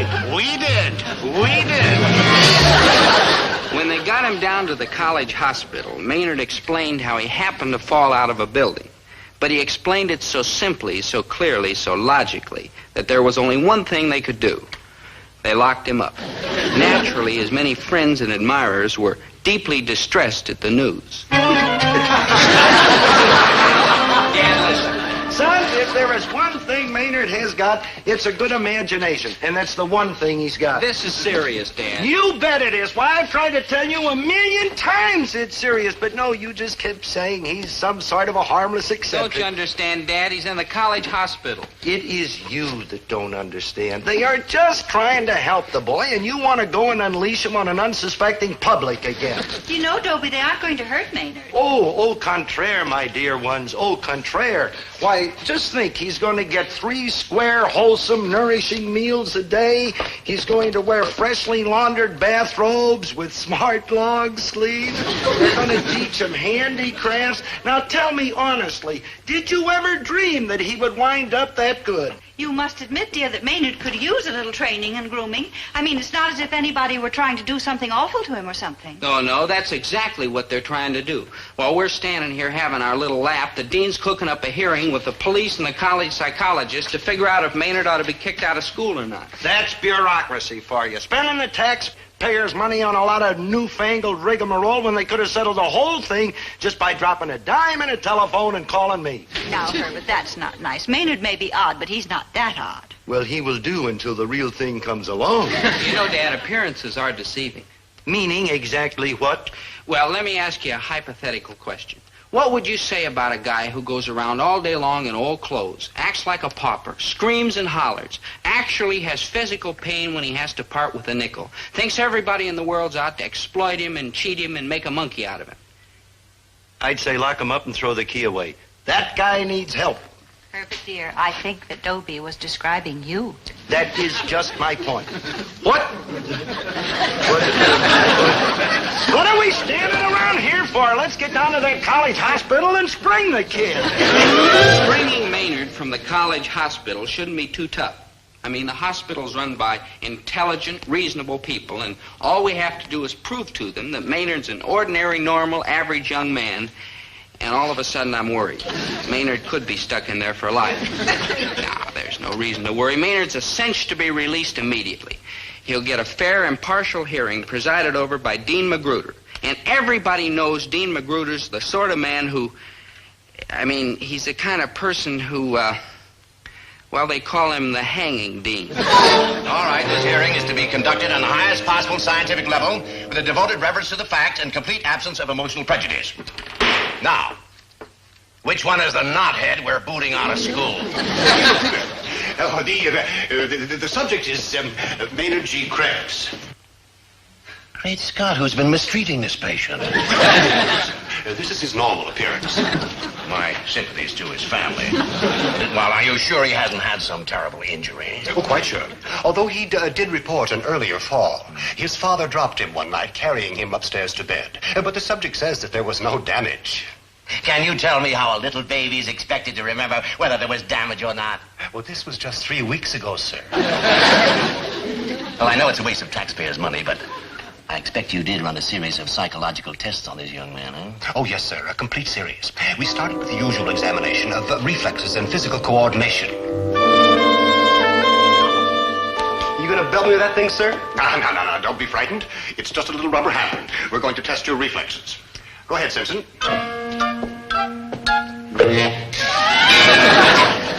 No help, Mr. Krebs, please. Try the other knee, Simpson. I don't believe I've ever seen anything quite like this. Now, over here, please. Now, this will test your problem-solving ability. Oh, for joy, I love games. Well, if you will. Especially games that aren't hard, like hopscotch. Oh, this is simple. You put the pegs in the proper holes on the board, you see? Look, round peg, square peg. Round hole, square hole. You see? Ooh, this is hard. Ready? Begin.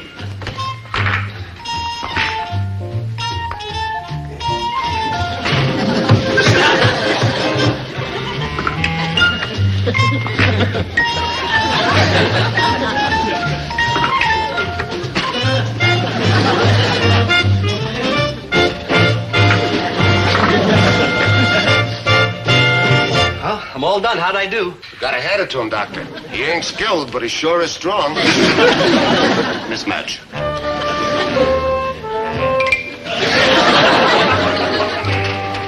Ooh, what's that thing? Oh, the chair! I'm going to have the electric chair for failing a puzzle! Oh, no. This is just a machine that measures the positive-negative reluctance factor of your personality. It's harmless. Tell him I maintain my innocence till the end.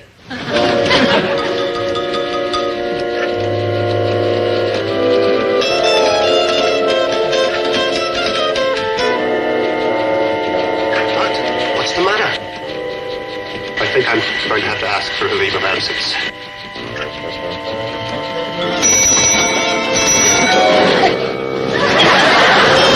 Incredible. Oh, it's all true. You can ask the rest of the staff. That won't be necessary, Dr. Lidweiler. Oh, and about your leave of absence, it starts today. You've earned a well-deserved rest. Thank you, sir. Dean, Your Honor, could somebody say a word in Maynard's behalf?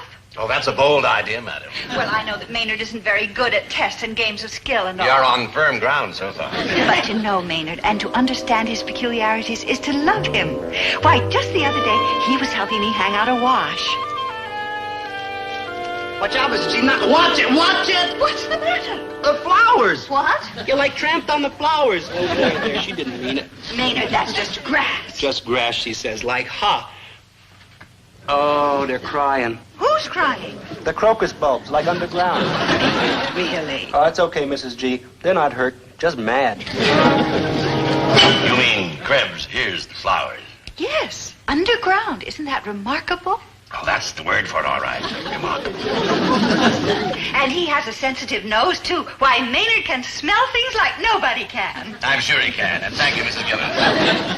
I remember once Herbert lost his wallet. Oh, it didn't have any money in it, of course, just his driver's license and his lodge membership card. All right, Mrs. Gillis, thank you. And do you know that Maynard followed him all the way to the produce market? Thank you, Mrs. Gillis. He sounds so cross. I don't think he understood at all.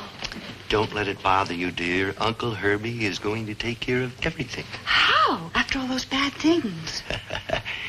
Take a look at the button in the dean's lapel. A buffalo? A bison. Like me. A lodge brother. And us lodge brothers will do anything for each other. Watch this. Howdy, Brother Bison. Herb Gillis here. What's that? Herb Gillis, past grand exalted bull bison, herd 212. What are you talking about? Maybe this will refresh your memory.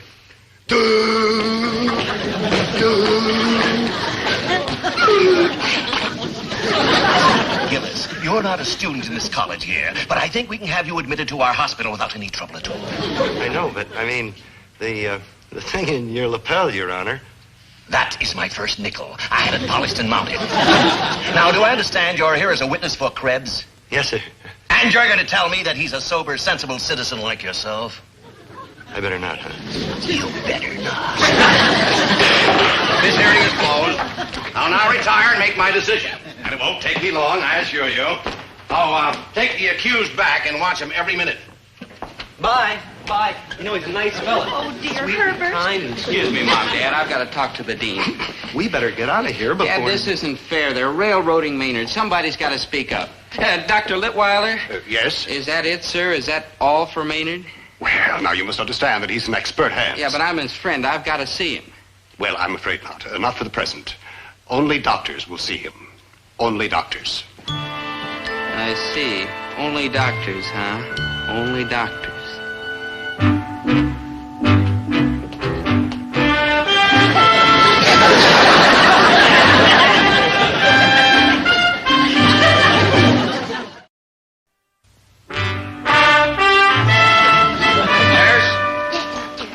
Call that a scalpel? No, Doctor, it's a forceps. Well, take it back and get it sharpened.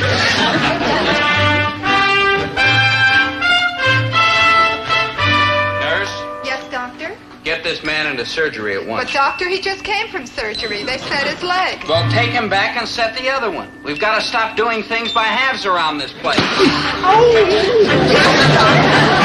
If you think I was acting too tough and surly to convince the people in that hospital that I was a doctor, then you haven't been watching television lately. Actually, my only concern was to find Maynard and get him out of the hospital, and without delay. Well, almost without delay. Doctor, it's you, Doctor. And I thought I was never going to see you again. I'm afraid there's some mistake, madam. It's Miss, and it's no mistake. You may have worn a mask, but I'd know those burning eyes anywhere. Look, miss, I've been on duty 49 hours. I'm not a machine, I'm a man. What do you want? To thank you. Just to thank you for saving my talent. And my life. Look. I can dance again. Yeah, some other time. I'm Oh, it terribly... was probably just one more broken toe to you, Doctor. But to a ballet dancer, it was life itself.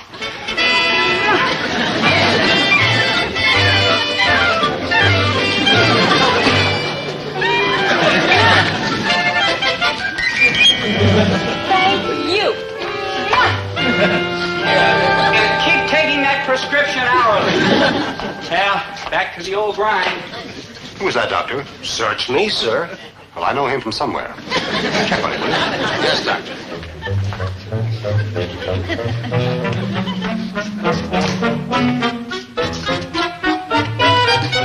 My guy, what's up, Doc? Maynard, I'm here to rescue you. Come on, let's get moving quick. Would you like, wait a minute, Doc, I'm almost up to 5s.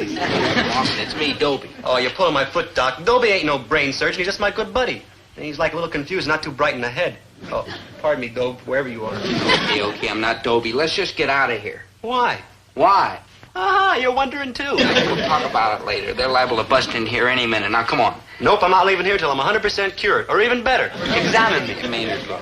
No, doctor, I'm a patient here, and I'm entitled to be called by my maiden name, namely Mr. Krebs. Mr. Krebs, will you please... Examine me. No kidding. Remember your hippopotamus oath. Maynard, this is ridiculous. Open your mouth. Say ah. You're in perfect shape, Mr. Krebs. Now, come on, let's get... Well, if I'm in perfect shape, what am I doing in this hospital? Maynard, how should I know? I'm not a doctor. You're not a doctor, and you've been examining my delicate body. Maynard, your illness is not entirely physical. There is a suspicion that you are a little bit, shall we say, Mixed up? Shall we say a lot mixed up? That's what we'll say.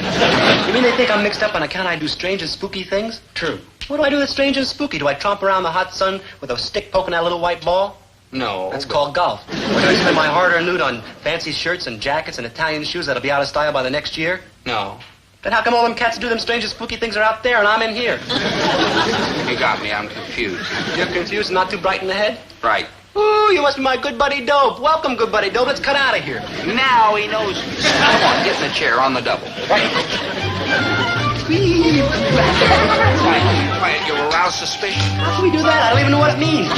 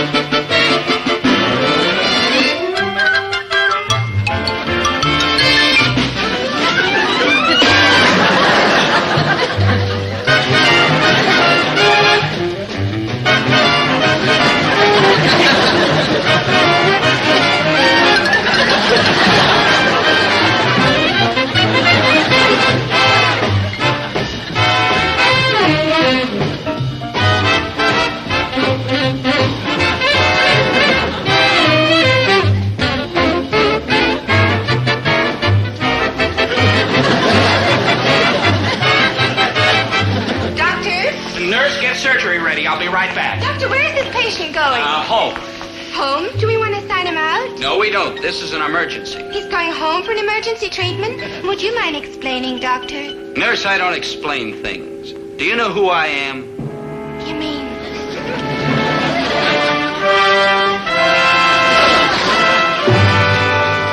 Man,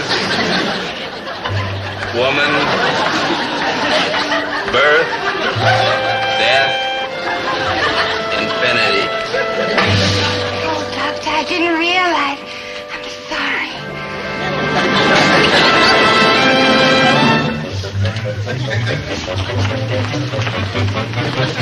There he is. Yeah, there he is. There I got him.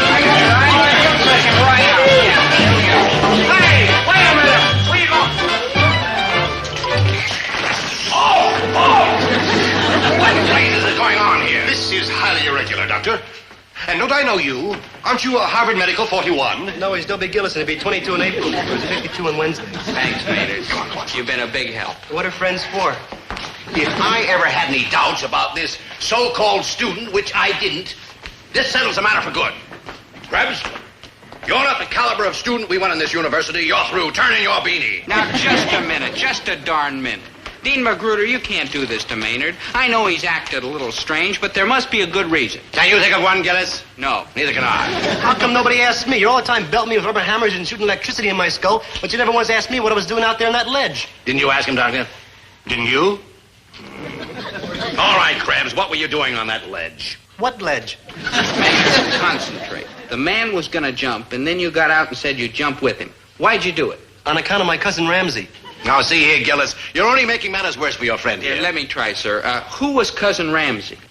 He was my cousin, and his name was Ramsey, and that's how come I called him Cousin Ramsey. Well, one day when we were little tiny kids, he said to me, Maynard, I'm going to run away from home. And he had this raft and this pole and his pajamas in a paper bag. Well, this is all very interesting, I'm sure. But what does it have to do with the man on the ledge? Well, if you stop belting people with rubber hammers and listen, you might learn something. All right, so your cousin Ramsey had a raft, a pole, pajamas in a paper bag, and said he was going to run away, eh? He was telling people all the time he was going to run away, but people kept saying, no, Cousin Ramsey, don't run away. But not me. I said, okay, Cousin Ramsey, I'll run away with you. I think I'm beginning to see the connection. Look, Dean Magruder, Maynard treated this man on the ledge just like he treated his cousin Ramsey. He called his bluff. He said, if you want to jump, I'll go with you. Gentlemen, in his blind, instinctive way, Maynard was practicing better psychology than anybody out there. Maynard, you're quite a fella. Oh, I'm just a great American and a heck of a good sport. Well, Krebs, I'm not prepared to say exactly what you are. But your friend here could be right. In any case, I don't think your actions warrant a dismissal from college. So, Krebs, you are reinstated. Welcome home. More or less. Oh, for joy, for joy. Dr. Litweiler, do you have any further questions for Mr. Krebs? Heaven forfend. Good luck, Krebs. Well, Maynard, how's it feel to go from goat to hero in 1 minute flat? What hero? Well, there are two people in this world who are very lucky to have known you. Really, Dobe? Who? Well, that man on the ledge and your cousin Ramsey. You'll probably never hear from the man, but I'll bet Ramsey was grateful for what you did. Oh, yeah, he thanked me over and over on the raft. The raft? The raft on which we ran away on. You mean you never talked your cousin Ramsey out of running away? No, Dobe. He and me were gone for 6 months. Hey, maybe I'd better go tell the dean. Maybe you'd better not, maybe.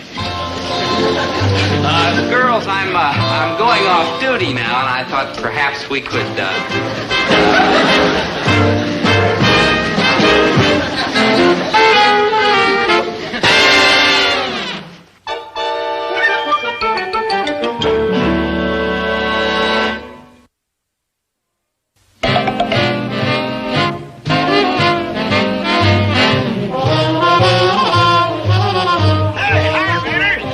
Mr. G.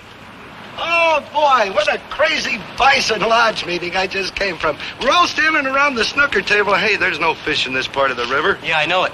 Well, then what are you fishing here for? Because I hate fish, but I like fishing. Well, I guess it takes all kinds to... Hey, no, stop!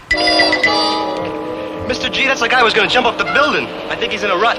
Like, hi, mister, remember me? Hold it, Maynard. It's my turn to be the hero.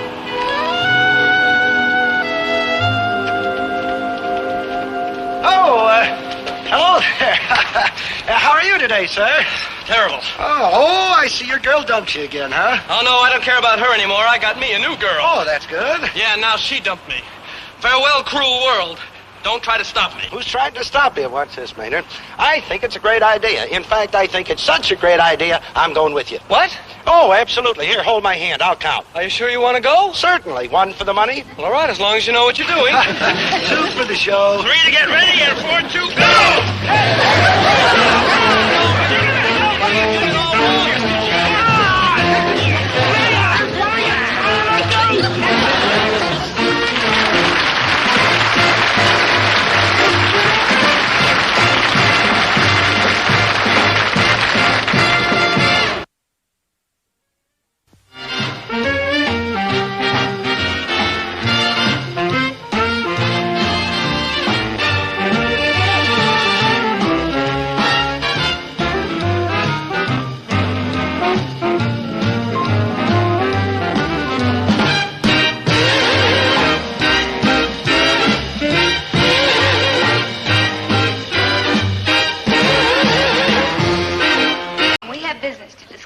That's okay. Go right ahead. I'm just going to crack my knuckles. No, you say you won't go.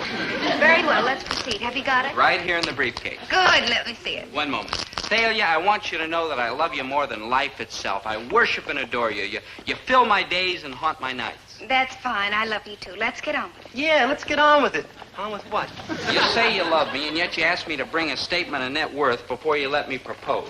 That's right. A list of all your assets and properties, real and personal. How can you be like that, Thalia? That's easy, because she's greedy and grubby and weak for money. Why, that's not so. Why, I don't care 2 pins about money, not for myself. It's my family I've got to think of. My father's 60 years old and has a kidney condition. My Your mother isn't getting any younger. And your sister's married to a loafer Yes, who lives with and her my folks and eats his brother own weight shows every day every sign of becoming a public charge. I know. The future of my entire family depends upon this gorgeous head and this magnificent body.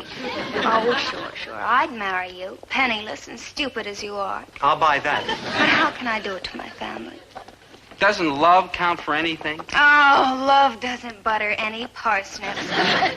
Now, may I see the statement of net worth, please? Well, now, this may not seem too impressive at first glance. Impressive.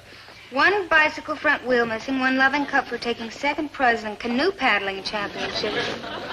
A silver cup? Well, not exactly. No, it was tin. Maynard. First prize was aluminum. I knew that girl would be crazy not to grab a gun. Wait a minute. There's one more item.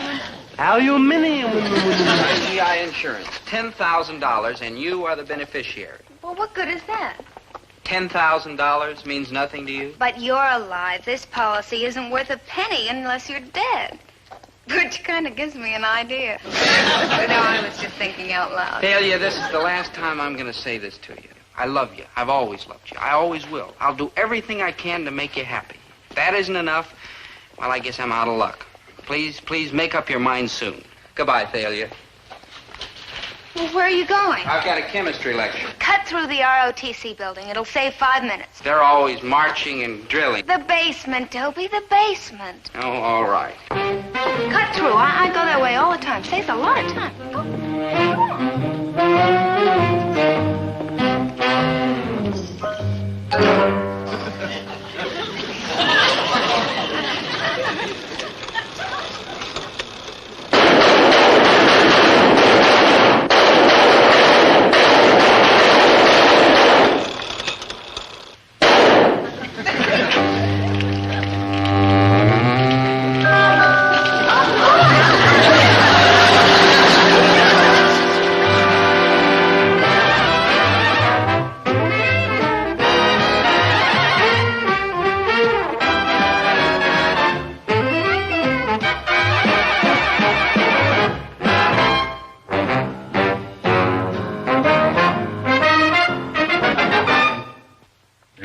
Suspicion is a worm that destroys men's souls. It starts off kind of small and unimportant. But the first thing you know, everything looks mean and evil. I mean, it's ridiculous to think that Thalia had anything to do with my almost getting my head blown off in that pistol range. It was an accident, pure and simple. Why, Thalia wouldn't have hurt me for all the money in the world, would she? Would she? Here's the $10. I'll give you the rest when the job is done. Saturday night, Osborne Hunting Lodge. Depend on me, girl. He mustn't suspect a thing. He'll never know what hit him. He'll never know what hit him. Oh, come on now. There had to be an explanation, and I knew how to get it. All I had to do was say to Maynard, Maynard, since Thalia found out that she can collect $10,000 from my insurance policy if anything happens to me, how come so many funny things are happening to me? Ha, that's for me to know and you to find out. Maynard, why'd Thalia give you money? Wouldn't you like what to know? What did she mean when she said she'd give you the rest when the job was done? Curiosity killed the cat. Kill? Did you say kill? Maynard, do you know what the penalty for murder is in this state? 30 days? Maynard, what have you gotten yourself into? I need the money, Dill. That's why I took this job cleaning up the library. And I don't think it's going to last too much longer because I don't clean too good. Maynard, stop before it's too late. Oh, yeah, it is getting late, and I got to clean that chandelier. Maynard, listen. Hey, sit down so we can talk, huh? You here? No, over there in that chair so I can hear you good. This one? Yeah, that's the one. Hey, who do you pick for the Rose Bowl this year? Maynard, will you please listen?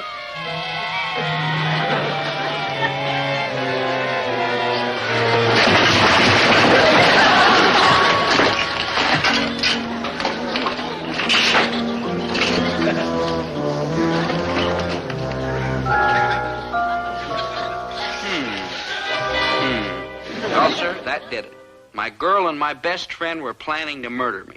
But there were still two people I could always trust. My loving parents, Mr. and Mrs. Herbert T. Gillis. But it seems so cold-blooded. I mean, after all, he's our own flesh and blood. Look at it this way, Winnie. The boy has to go someday, so why not now? I just don't know. Winnie, you heard Thalia explain the whole thing, and it makes all the sense in the world. Yes, I guess it does. Good, then it's all settled. No, now, wait a minute, Herbert. I know it's the only thing to do, but my mother's heart cries out. Oh, let's not get sentimental. This is a practical matter, and I'm not talking about immediate benefits. I'm thinking of the future, our future. Winnie, just think. After the boy is gone, we can rent his room, save the money, and take that vacation in Acapulco I've been promising you all these years. Oh, Winnie, just think of it. You and me and that tropic moon and those guitar players playing guitars and those dancers dancing dances. Oh, say, crazy, huh? I love you. That's what my heart is saying. While every breeze is playing our Cuban love song. Dancing on my grave. Our Cuban love song. Hooray! And now I'll call little Thalia and tell her that we're going to go through with it, huh? Oh, no, Herbert, it seems so final. Operator, give me the police quick. I'm being murdered. Who is this? Who is this? This is Herbert T. Gillis. Who in the blazes is this? Yeah. Click. Oh, dear. All those clowns on the party line and their stupid sense of humor. I'll have to call Thalia later. Come here and turn this thing for me, will you? Okay. That's it. Keep it up this way.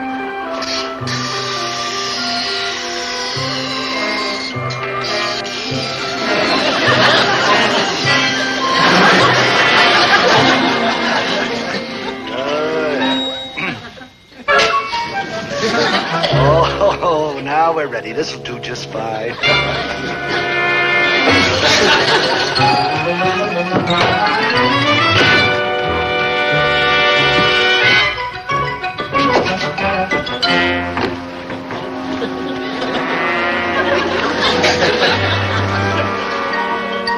All right, I admit I was scared. I was scared my folks were in with Thalia and Maynard in a plot to kill me. And all it was a plot of Thalia's to get me to go out west where I could become a big man. Mrs. Gillis, please, for my sake and for Dobie's, let him go out west. But there I was, still scared to death, still shivering under the blankets. And all the time they were only trying to be friendly and give me a big going-away party. Now, it's Saturday night at the old Osborne hunting lodge. That creepy place in the Pocono Forest? Well, yes, that's why we picked it. Well, it's so quiet and secluded he'd never suspect. And I didn't. I was in a fog. I was also in bed for the next 24 hours. I was that scared. Oh, if I'd only known that everybody just wanted to do the right thing. In fact, Mom and Dad were all shook up because they were afraid they hadn't done the right thing these past few years. When were you ever a pal to him? Did you ever do things together? When did you go to ball games? Did you go fishing and swimming together? Did you go camping? Did you hunt ducks? Hunt ducks with Dad? Mom's got to be kidding. I mean, he's going to take me hunting and teach me wood lore and like that? Come on. Dobie, it's Papa. Come to take you hunting and teach you wood lore.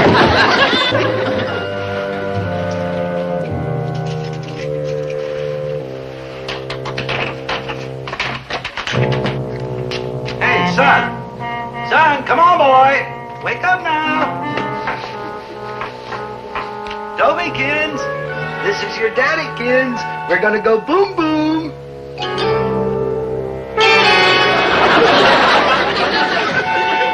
Boom, boom? Oh, Dad, no. Don't do it, Dad.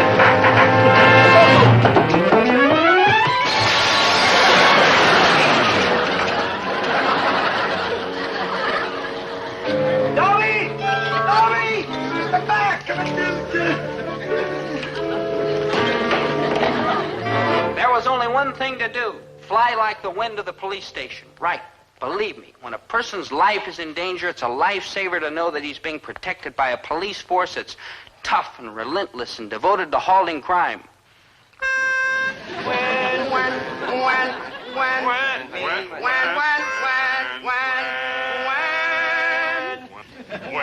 Irish eyes are smiling, sure it's like... Sergeant Lafferty, you've got to help me. You've got to help me. Young Gillis, you wouldn't be a bass baritone, would you? A what? No, I suppose not. Well, you can fill in for now. Stand right here and give us a little zoom, zoom, zoom. Look, Sergeant, this is desperate. When Irish eyes are smiling, sure it's like a morning spring. Sergeant, this is desperate. Desperate, he says. Catastrophic is more like it. Only 6 days to the Songfest, and we haven't had one good rehearsal. Now, once more, me lovely nightingales from the top. When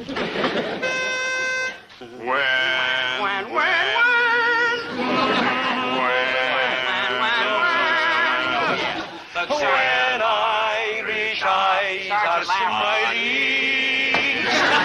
Sergeant, will you please listen? I'm here to report a murder. A murder? Indeed. Whose? Somebody near and dear to me, namely me. You're a pretty lively-looking corpse, sonny. No, it hasn't happened yet, but it's going to. Saturday night at the old Osborne hunting lodge. I'm going to be killed in cold blood. By anybody in particular? By my mother and father and Thalia and Maynard. These 4 desperate characters are planning to kill you. You'll arrest them, won't you? Depend on it, sonny. The moment they kill you. Thanks a lump. Dobie, I don't know what you're raving about, and I don't for 1 minute believe you. But you can't go around arresting people with no evidence. All right, you want evidence? I'll give you evidence. Will you stake out some men at the old Osborne hunting lodge Saturday night? A stakeout. You know, like on television. The police hide and then they catch the murderer before he can strike. Oh, sure. Good. Then I'll give you the signal when they're closing in. We'd better have a code. Code, by I'll tell all you means. what, when I sing, sure they steal your heart away, the stakeout jumps out of concealment and grabs the murderers. Brilliant. Okay, it's all set then. All set. Sergeant, this means a great deal to me, knowing there's somebody in this town I can rely on. Forget it, Sonny. I'm just a public servant. Hey, Sarge, you really gonna stake out the Osborne place? Fogarty, how long you know the Gillises? 10 years. And what is your opinion of Herb and Dobie? Shall we say eccentric? Shall we say nuts? Very good, my nightingale. Now, shall we get on with more important matters?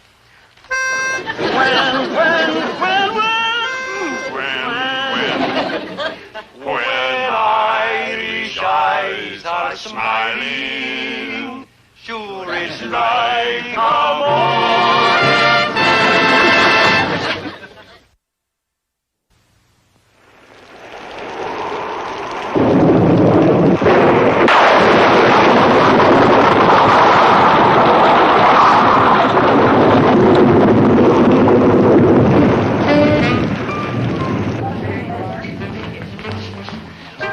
Dobie. Thea, you should have had him here by now. It's a dark and stormy night, dear. They can't make any time in this kind of weather. Oh, I guess you're right. But Maynard, what about Maynard? He should have been here with that cake hours ago. I should have known better than to trust that poor, knot-headed, weak-brained bitch. You rang? Well, it's about time you got back here from the bakery. Now, Herbert, the important thing is that he did get back here from the bakery. Like hi, Mrs. G. Like hi, Mr. G. Hi, did they fix a nice cake here? Delicious. Yeah.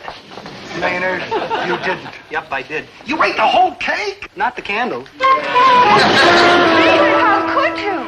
It wasn't easy, and I don't feel too great. One of these days, now, Herbert, it's not all that tragic. We'll just call up the bakery and ask them to send us another one. Operator, would you get me the deluxe bakery? But Winnie, Dobie's going to be here any minute. So we just hide until the second cake gets here. Hello, deluxe bakery. Maud, this is Winnie Gillis. Maud, I know this is an imposition, but could you get a cake out to the old Osborne hunting lodge right away? 15 minutes? Oh, Maud, you're a darling. See? All settled. It's Thalia's car. I see it coming up the driveway. Oh, all right, kids. Everybody hide, see? And no noise, and no lights, and stay hid till the gate gets here. Don't talk, don't breathe, just don't. The way I had it figured out, the scene was set for a murder, namely mine. But I also had it figured out that the police stakeout was all set to pop out and save me the minute I sang those crucial notes of When Irish Eyes Are Set. Well, anyway, you've heard me sing before. That's why I was brimming over with confidence. Great night for a murder, Athalia. Well, I suppose so. Well, I wouldn't count on it, my dear. No, sir, I wouldn't count on it. You're acting so strange.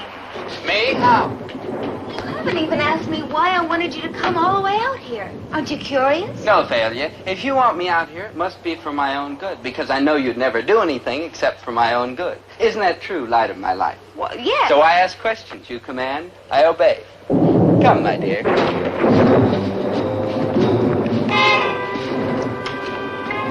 No lights, huh? Well, it figures. Thalia, my dear, you planned this very well indeed. My compliments on your foresight and ingenuity.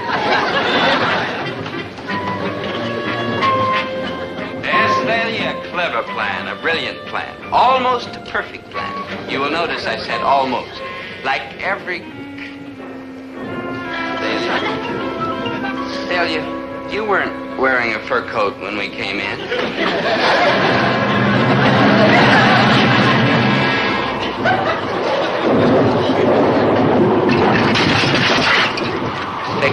Take out.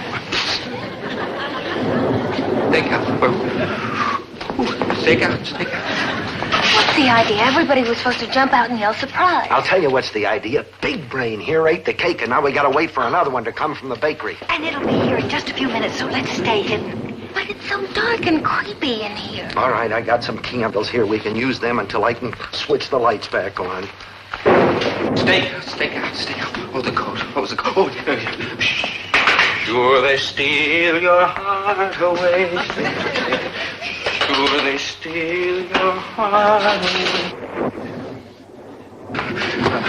They got sure they steal. Sure they steal your... Oh, you're the stakeout, huh? Friend, I've never been happier to see anybody in my whole life.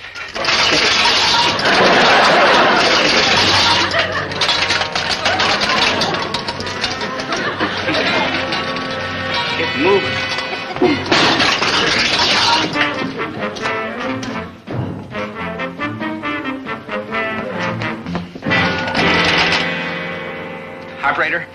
Operator, give me the police. It's a matter of life and death. But when I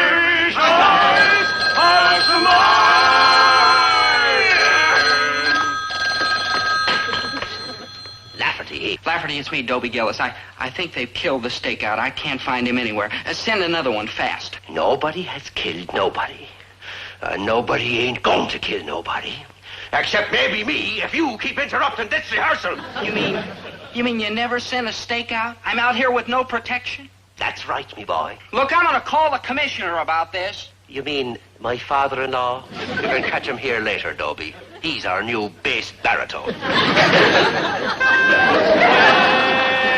Irish hearts are happy.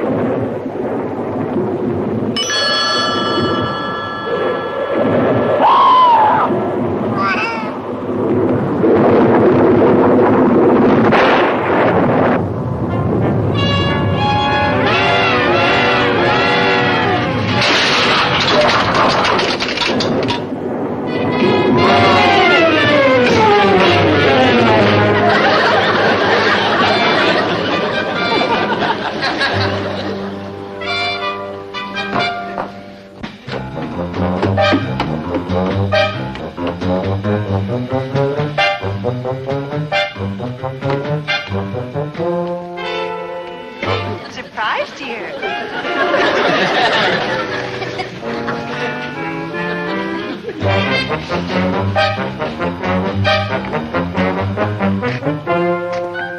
Hi, Dobie.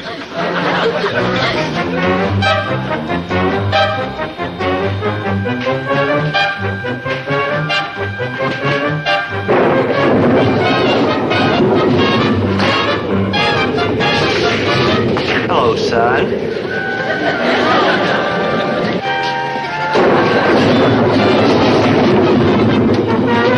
Like Higer, buddy.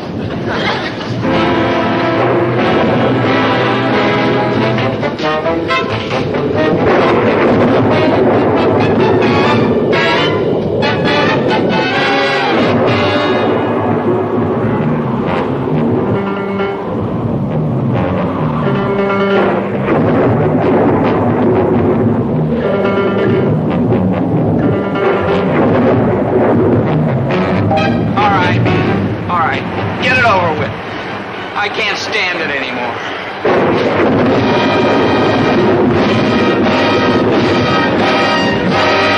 I gotta give it to you, Dobe. You're fast. We couldn't even catch up with you to say surprise. You really had me going. I thought the four of you were trying to... I can't say it. I'm ashamed to have thought such a terrible thing about poor such dear people. Well, it's all over with now, son. So let's leave joy reign unconfined. Lafferty! Hey, how about favoring us with a rendition from that golden Hibernian throat of yours, huh? We'll consult. Oh, poor dear. Get those wet shoes off. What you need is a good hot foot bath. Oh, yeah, I'll get him, Mr. G. I'll be back before you can say pneumonia. Oh, yeah, pneumonia. All right, Herbie, what would you like to hear? Let me see now. Oh, I got it. Hey, stop. Do you fellas know Foggy Foggy Doo? No, not me. Oh, Hey, Dope, you know how to play that, don't you? Well, yeah, but I never played an electric guitar before. What difference does that make? Here, give me this thing. Here. A guitar is a guitar. Just give us a chord in B flat.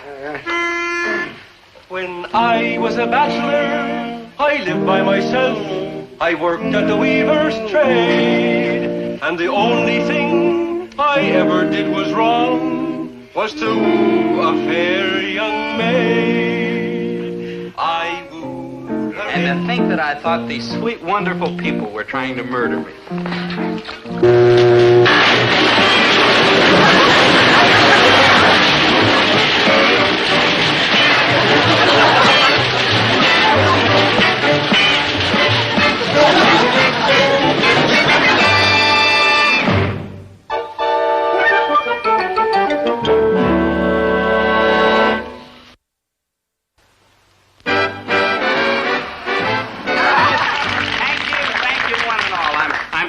Touched and honored by this surprise party. Hey, how about some music? In fact, I'm still surprised. What's this party all about? Well, it's a going-away party. Well, who's going away? You are. You're going west, the land of opportunity, and you're going to get rich so we can get married. No. No. I'm not going west. I'm not going to get rich. I'm going to stay right here and be what I am. And if that's not good enough for you, then find yourself another boy. Well, I certainly Any way you will. want to, Thalia. All I know is I've got to be what I've got to be. Yes, and you are. Mom, let's dance. And girl, Yes? I only got one thing to say to you. Yes? Will you marry me? Well, surely you jest. No offense. Yeah, I know I'm a creep, but I'm a rich creep. You? Yeah, listen, Dope only had a $10,000 life insurance policy. I got a $20,000 one, and I went down to the insurance company office this morning and made it out all to you. Well, that's very sweet, but you're still alive. Yeah, well, I'll fix that.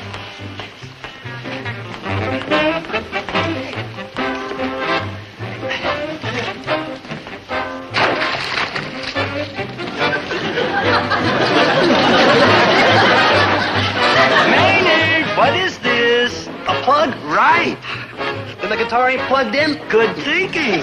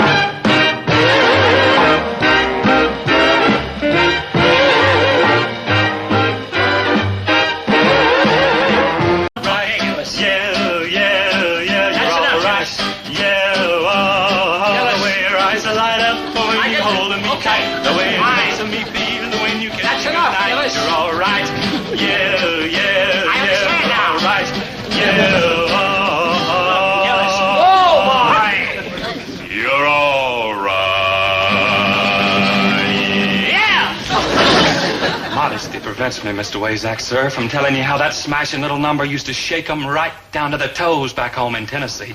Now, here's a genuine Virgil T. Gillis specialty entitled When It's Hog Killing Time Down on the Farm. Now, quiet, you chicken run Elvis Presley. Now, Gillis, you listen to me good.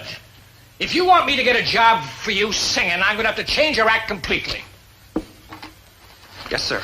Yes, sir. Whatever you say, Mr. Wazak, sir.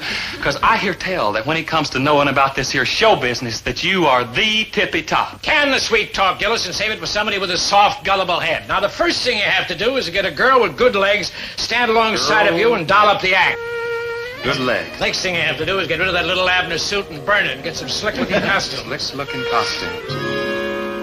Yes, sir. What else, sir? Well, the most important thing is, before I book this act, you have to do it in front of a big crowd. Have to see how an audience reacts to you. Or a big crowd. Yes, sir.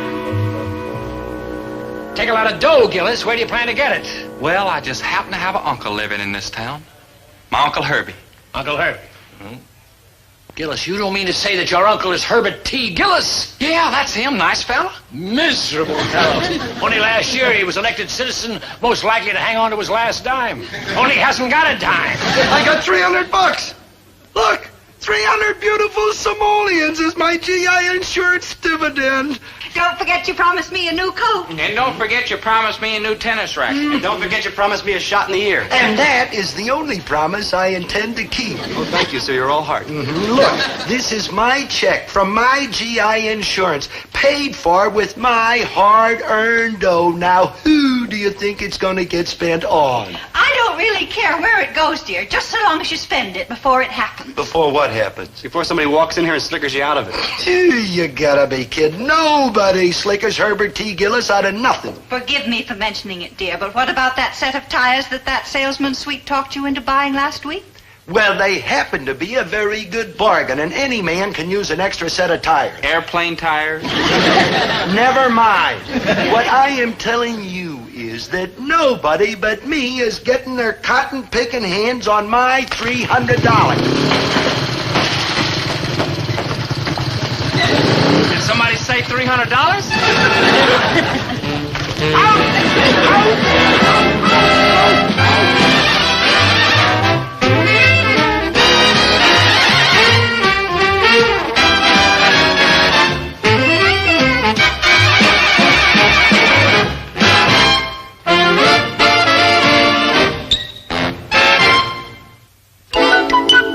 Sorry you had to see that ugly display of violence. I mean, Dad trying to throw Cousin Virgil out of the store is not a true picture of his character. He has his little temper outbursts, sure, but way down deep, there's nobody who's as sweet and kind and considerate and gentle. Besides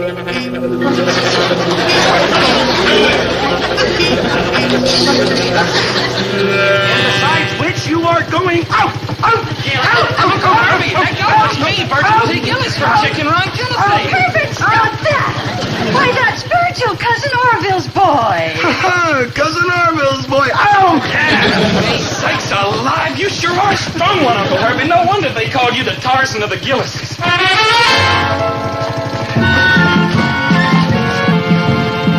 The Tarzan of the Gillises, is that what they call me?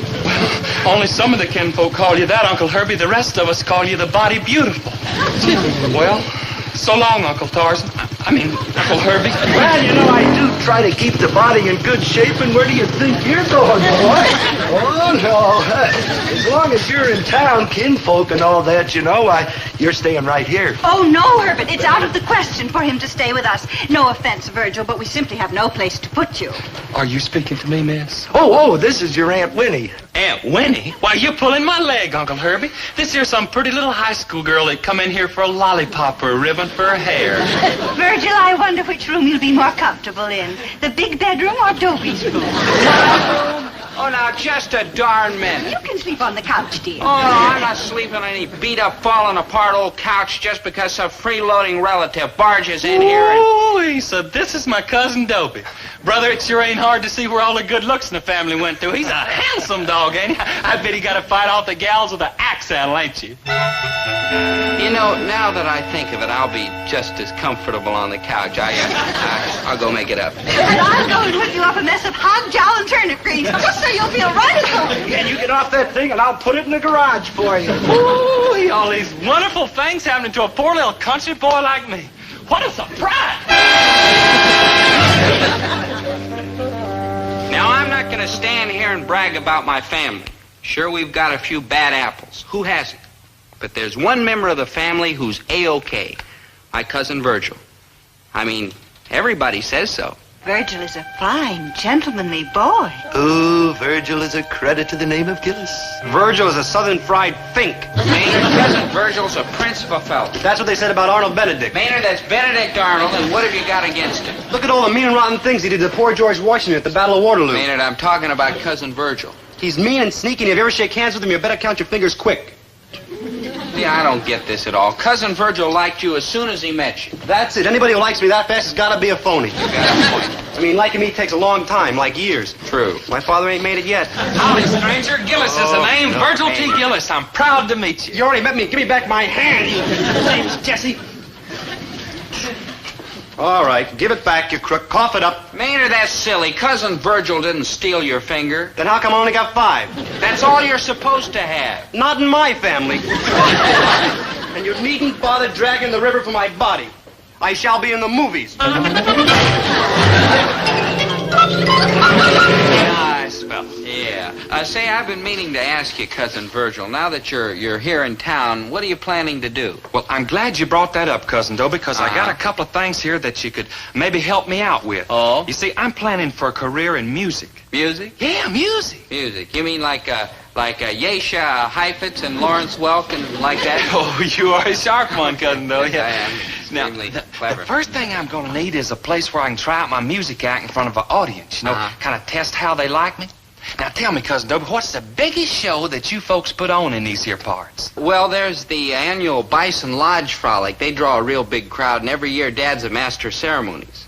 Well, ain't that a touch of the old Gillis luck? But the last show was just a couple of weeks ago. There won't be another one now for a year. Oh, I don't know, Cousin Dobie. Like my old pappy once told me, don't count your chickens till you know if or not whether the hen's gonna set on the eggs. Something else I need is a girl to help me out, and she's gotta have pretty legs.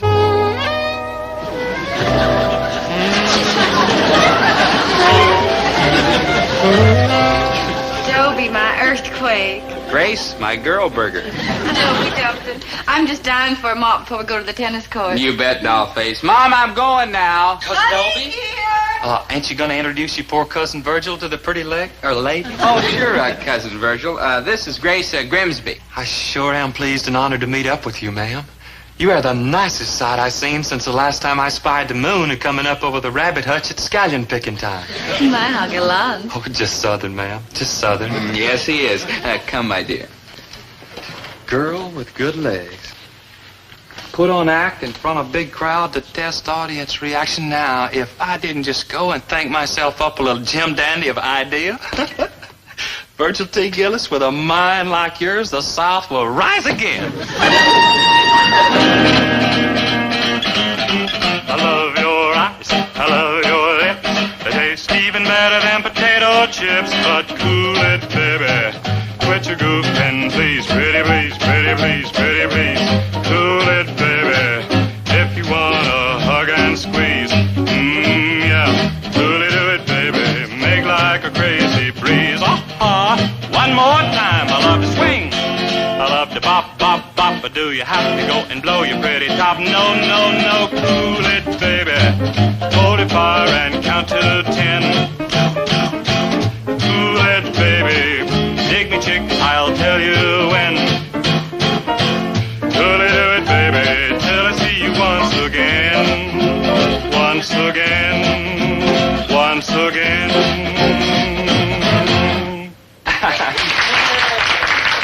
Thank you.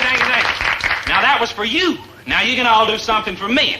I want all of you to call my Uncle Herbie and ask him how come I ain't in that big show he's putting on one of these here days soon. Now, there's a fair bargain, ain't it? Howdy, Cousin Dobie. Hi, Cousin Virgil. How truly charming you do look, my fair magnolia blossom. Yeah, how about that, huh? Cousin Dobie, why don't you go fetch us a passel of goodies? Now, there's a fine fellow. Take your time. Don't strain yourself by rushing back. Right. Bye, earthquake. Bye, girl burger. Tell me, miss, you ever thought about going in that there show business? You sure are pretty enough. Oh, well, thank you. But Dobie'd never approve, and I wouldn't think of doing anything he'd object to. Oh, he's a right nice fellow, my Cousin Dobie. He give you that there pen? Yes, it's sort of an engagement present. Sakes alive, ain't that nice? So plain and unostentatious. Unostentatious? Yeah, that means cheap. Gracious, what have I said? But Dobie said it cost a lot of money. He wouldn't lie. Cousin Dobie lied? Never in a million years. Lying takes brains. Dobie has brains, doesn't he? I refuse to answer on the grounds that I'm a fella that never speaks mean about nobody. Oh, you mean Dobie's dumb? Who told you? Who's the low-down skunk that squealed? Oh, Miss Grace, how we tried to keep it a family secret that Cousin Dobie won the state knothead prize. But he talks like a fairly intelligent boy. Well, he also won the loudmouth prize. That's phony. I mean, who else would say the things about you that he up and said? Oh, that rat! Here you are, my little angel. Ice cream. And here you are, my big drip. Ice cream. What in the world do you expect got into her? Oh, doom. I've lost her, and I hate vanilla. Cousin Dobie, you got no call to take on that away. Well, all in the world you need is for somebody to tell that little old gal what a first-rate, high-on-the-hog, #1 cattywampus you really are. Yeah, cattywampus. Well, maybe so, but who's going to tell her? Yeah, who? Too bad I can't do it. That's it. That's it. That's what? You tell her. For land's sakes, Cousin Dobie, I couldn't do that. But you've got to. She'll believe you, Cousin Virgil, because you're such a fine, decent, honest fella. True, I am, but I can't do it. The main thing is, I'm a little short of money. Money? Gotta show her a good time, cousin. Get her in the mood to hear all them nice things about you. I'll get you the money. I'll borrow it. I'll steal it. But I don't have no nice clothes to wear. You can have my new suit. Your suit? No offense, cousin. I'll start sewing immediately. What do you say, Cousin Virgil? Will you talk to my girl burger about me? Cousin Dobie, you could talk to Ring right off a ring-tailed raccoon. I'd do it. Oh, thank you, Cousin Virgil. Thank you from the bottom of my heart. Maynard. Start counting, Lefty. Maynard, get lost. Ooh, vanilla. I love it.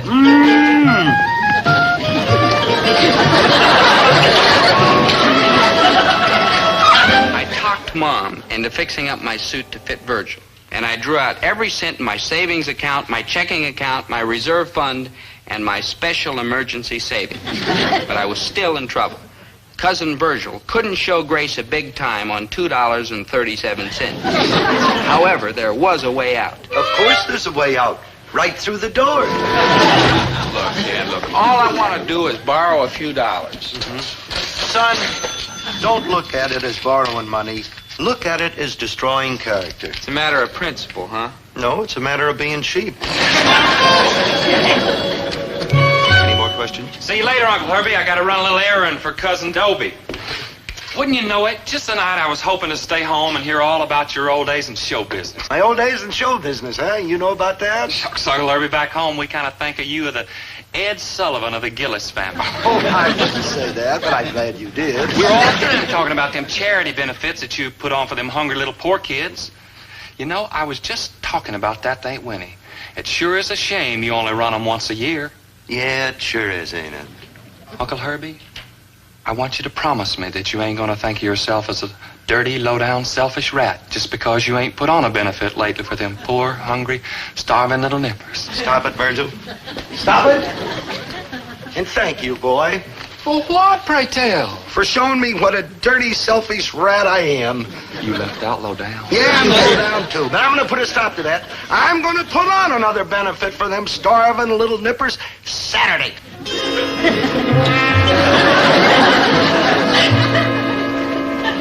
And I'll start rehearsing tonight. Well, ain't that right nice?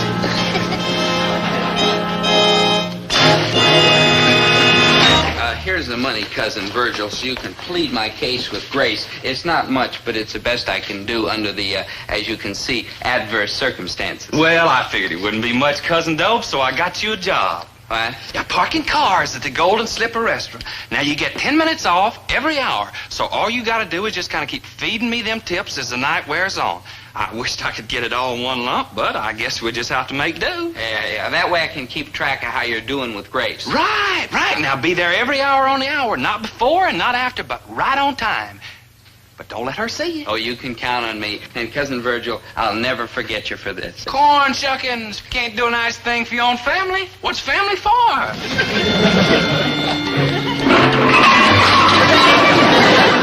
of the evening to you, Maynard. Missed him again. Maynard.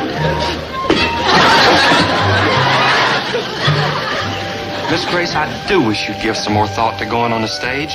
Now, I'm going to appear on a show pretty soon, and I'd be right glad to help you out by letting you stand up there with me. You mean I'd be performing? Well, not exactly perform, but it'd be the first step, and you owe it to the world. Gee, Virgil, you make it sound so tempting. Wonderful fellow, my Cousin Dobie. Wonderful fellow. What?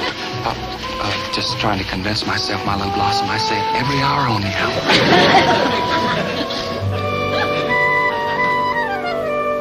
But, Virgil, dear, going on stage in front of all those people is just so public. But I'd be right there with you, my angel. Help all I can. Come on, we'll talk about it after we get in the movies.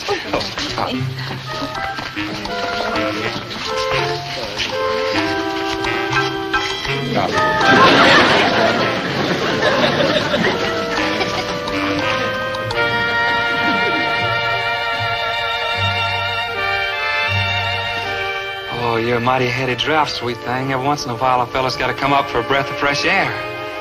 Whoop. What's the matter? Oh, have I told you lately what a fine chap my cousin Dobie is? When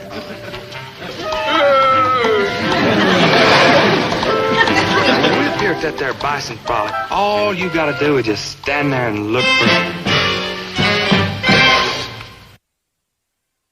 Good morning, Uncle Herbie. Say, I hope I didn't wake you up when I come in last night. Wake me up? Who slept? With that darn phone going all night, all the kids in town calling up asking me to put you in the show. What show's that? Oh, you mean that there Bison's Frolics? Yeah, I told you I was going to have another one Saturday. In fact, we're going to have a rehearsal tonight right after the poker game. How'd you like to join us? Well, Uncle Herbie, I ain't much good at them there poker cards. Oh, no. I mean, how'd you like to be in the show? Sakes alive, I would like to, Uncle Herbie, but the one thing that I ain't going to do is get up there and embarrass you in front of all your friends in them tacky old costumes of mine. Costumes? Oh, if that's all that's worrying, why, Winnie can sew up a mess of them for you, can't you, Winnie Pooh? Oh, no, dear. I'm already weeks behind in my sewing. Of course she can't spend her time on unimportant little old me. Besides, she shouldn't be sewing costumes. She ought to be up on that stage singing. How that song go, Ain't When, the one you was singing so sweet and pretty this morning when you was throwing out them slops?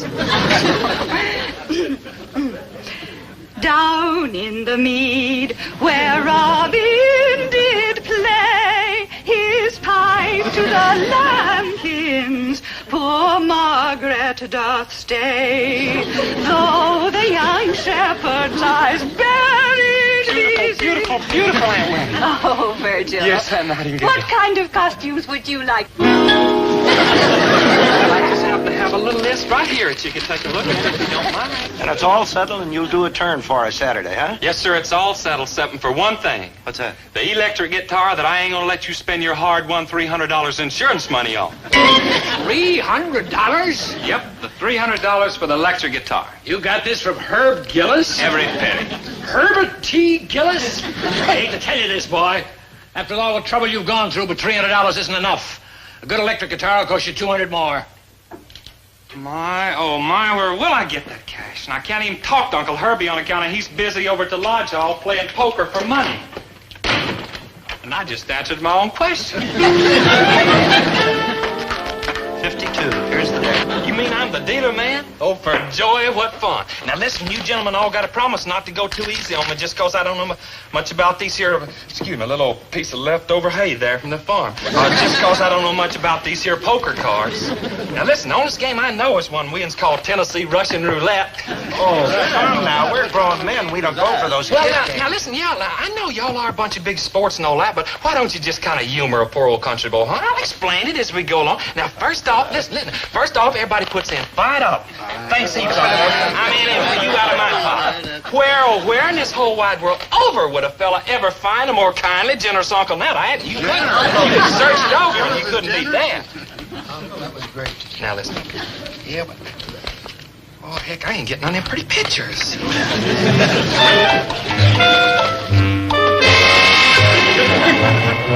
Well, tough luck, gentlemen. Tough luck. You must have over $200 there. Uncle Herbie, you mean these things are worth money? What will they think of next, my goodness?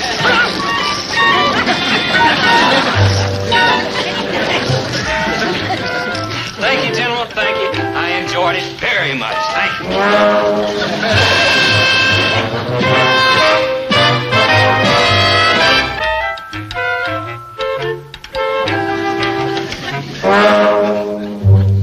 And then out of the herd came the little girl bison and the big boy bison, clump, clump, clump. And she turned and she looked up at him and she said, "What's new?"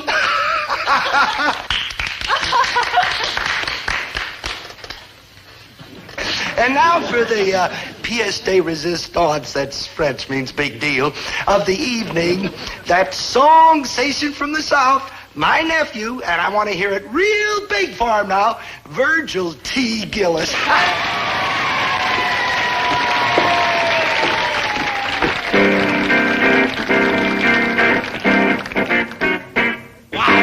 Twistin', baby, come on now. Twistin', baby, you know how. When we're twistin', man, like wow. Baby, come and twist with me. Twist to the left and you twist to the right. Twist all the day and you twist all night. Can't go wrong when you're twistin' right. Baby, come and twist with me. Round and round, up and down, to and fro, fast or slow, never stop, go, go, go. Baby, come and twist with me. Twistin', baby, come on now. Twistin', baby, you know how. When we're twistin', now like wow. Baby, come and twist with me. Isn't he wonderful? He still needs a gimmick. What about the costume? That's not a gimmick. What about the guitar? That's not a gimmick. Twistin' right, baby, come and twist with me. Round and round, up and down, to and fro, fast or slow, never stop. Go, Hey, don't play with that. It goes to the guitar.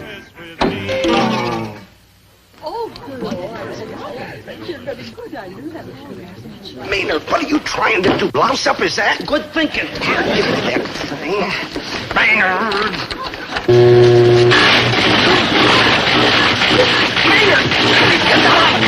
Round and round, up and down, to and fro, fast or slow, never stop. Go, go, go. Madam, that is a gimmick.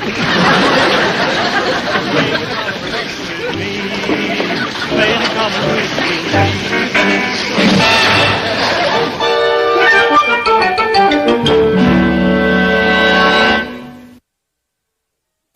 Oh, kind of wish I was going to Cleveland with you, boy, just to see that name Gillis out there in lights. Good luck. We're certainly going to miss you, Virgil, dear. Well, you've all had me for a little while, family. I owe it to the world to move on. Hey, Virgil, when you had Grace up on that stage with you, did you have time to talk to her about, you know what? Didn't I mention that, Cousin Dobie? Didn't I mention that? Meet the hotsy-totsy new sensations, Gillis and Grimsby, the larynx and the legs. Have lining will travel. Now, just a minute. Just a darn minute. Talk, cousin. My public awaits. Hold on, Virgil Pumpkin. Mama! Mama!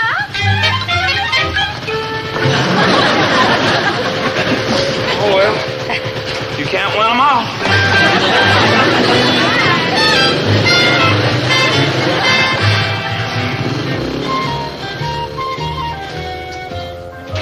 Maynard, what are you looking at? I'm just checking, Dope. You got any more of that vanilla ice cream?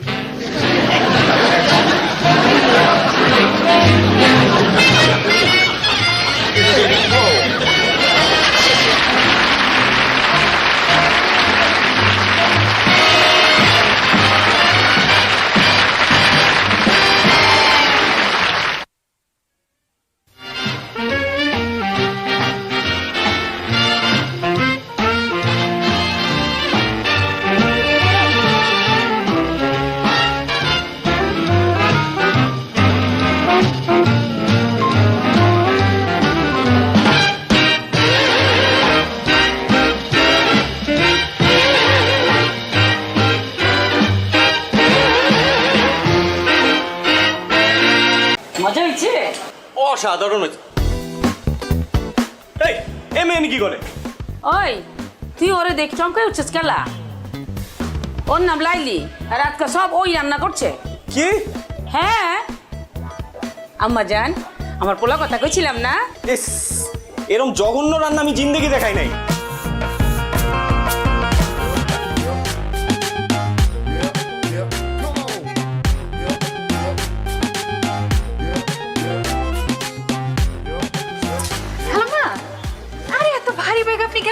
আমারে দেন, আমারে দেন। থাক আম্মা জান থাক, আমি তো পারতাছি। সমস্যা না, আপনার বাসার সামনে না, আমি আগে দিতেছি, চলেন। তুমি কে থা মা? আমি তো চিন্তা পারতেছি না কোনখানে বাসা। আমার সামনের মহল্লা বাসা। আমার নাম লাইলি। ও লাইলি, তুমি কি আমারে চিনো? জি না খালাম্মা, আসলে আপনি তো আমার মায়ের বয়সী, বুঝছেন না, আমার মা যদি এরকম বাজারে ব্যাগ টানতো আমি তো দিতাম না, আমি লয়ে নিতাম। ও আচ্ছা। তো খালাম্মা আপনার কোনো পোলা মায়া নাই? আছে তো, আমার একমাত্র পোলা আছে। তো চ্যাংড়া পোলা থাকতে আপনার বাজারে যেতে হয় গেলা? তুমি যে কি কও, তুমি কিন্তু খুব ভালো কথা কইছো।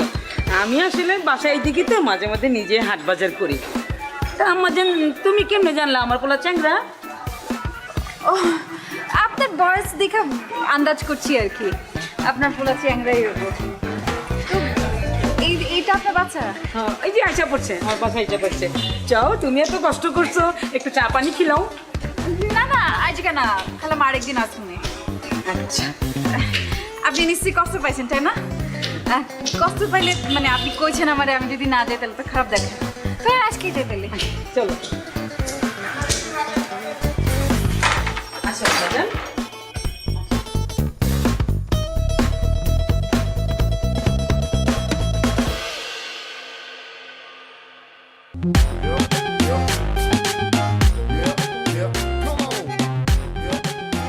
বাহ, কি আম্মাজান? আপনার বাসা খালাম্মা খুব সুন্দর, আপনার বাসা। ও, আমি তো ভাবতেছিলাম তুমি আমার ছেলের কথা কইতাছো। মাশাআল্লাহ, আমার ছেলে সুন্দর আছে না? আছে আর কি, ওই আছে। আচ্ছা আম্মাজান, তুমি কি খাইবা? তোমার কি পছন্দ? আপনার পোলা কি পছন্দ করে? ও তো যা পায় তাই খায়। যা পায় তাই খায়, তার অবশ্য দেখে বুঝে যায়। কিছু কইতাছো? না খালাম্মা, কিছু কইতেছি না, মানে কইতে চাইছি যে সবার তো একটা প্রিয় খাদ্য থাকে, তারটা কি? হ্যাঁ আছে তো, গরুর গোশত। গরুর গোশত পাইলে তো মাথায় ঠিক থাকে না, খুবই পছন্দের। আচ্ছা কইতেছেন, আমারও গরুর গোশত খুব পছন্দ।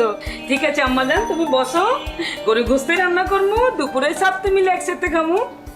আরে আমি এখানে একা একা বসে কি করবো খালাম্মা, আমি যাই আপনারে সাহায্য করি একটু। মাশাআল্লাহ, কি লক্ষ্মী মাইয়া।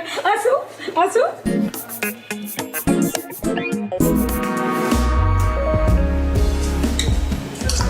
মা, মাংস যা হয়েছে না, মজা হয়েছে? অসাধারণ হয়েছে। এই এ মেয়ে কি করে? ওই তুই ওরে দেখ চমকাই উঠছিস কেলা? ওর নাম লাইলি, আর আজকে সব ওই রান্না করছে। কি? হ্যাঁ আম্মাজান, আমার পোলা কথা কইছিলাম না? এরকম জঘন্য রান্না আমি জিন্দেগি দেখাই নাই। কি কইতাছস? একটু কি কইলি অসাধারণ, এখন কইতাছস ফালতু। মাথা গেছে নাকি? খালাম্মা, আমার মনে হয় গরমে মাথা গিলু গলা গেছে গা। তাই মেয়ে, তোমার সাহস তো কম না, তুমি এনে কেন আসছো? খালাম্মা আপনার সামনে আমার ধমকাইতেছে। ওই তুই ওরে ধমকাস কেলা? হ্যাঁ, ও আইছে তো কি হয়েছে? তোর কোনো সমস্যা আছে? ও জানোস না আজকে আমার এই রান্না বান্না কত সাহায্য করছে? জানতে চাই না, ওরা এখনই বাড়ি থেকে বাইরে যেতে বলো। কি কথা চস?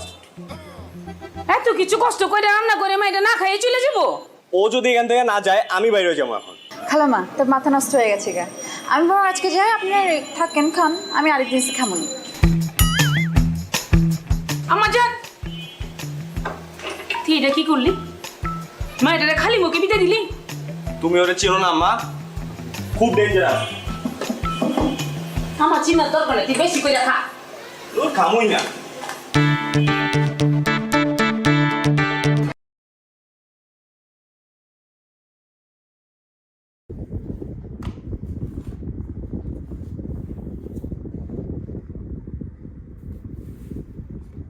Xin chào tất cả các bạn đã trở lại với kênh YouTube của mình ngày hôm nay.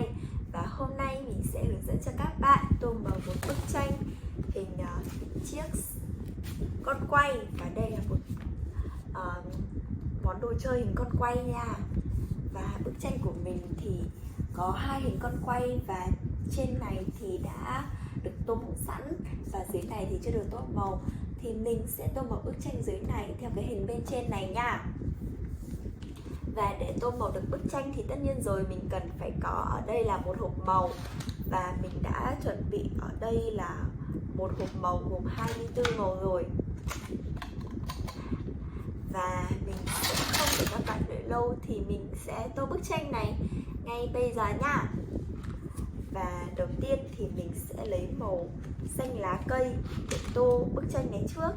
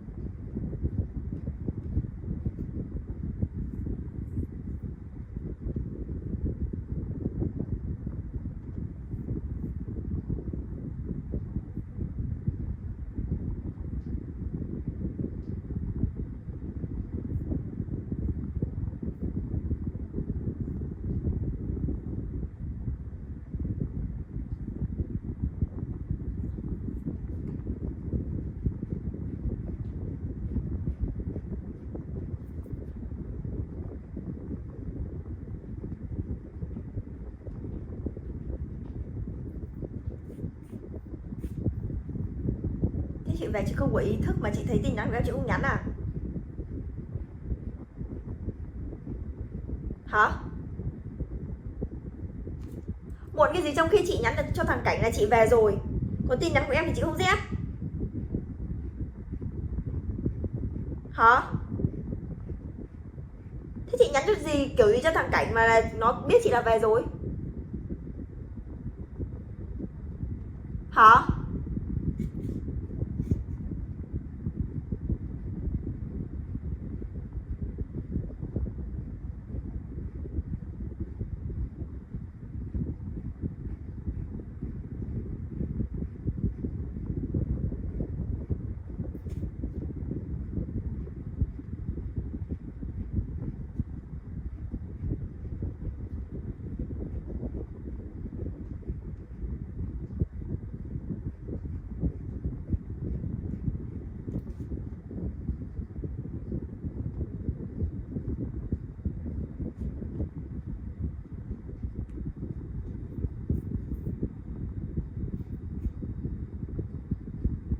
Tóm lại là đừng để em tức lên. Thế tóm lại chị mua cái gì?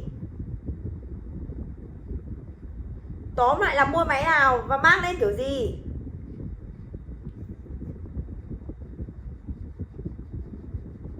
Chiều chị nói câu nào?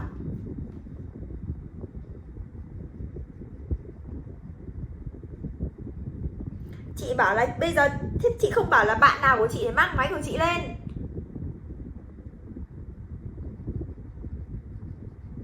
Thế chị định sống không gọi điện cho chị từ giờ đến hôm đấy?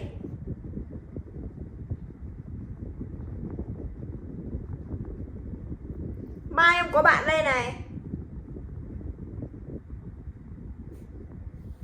Để chịu rồi. Mẹ sống ý thức. Mẹ nhắn tin thì không có dép đi. Mẹ chị cứ kêu là bây giờ chị mới bật máy mà thằng Cảnh nhắn cho chị. Thế bác gì chị nhắn cho thằng Cảnh là chị về rồi được?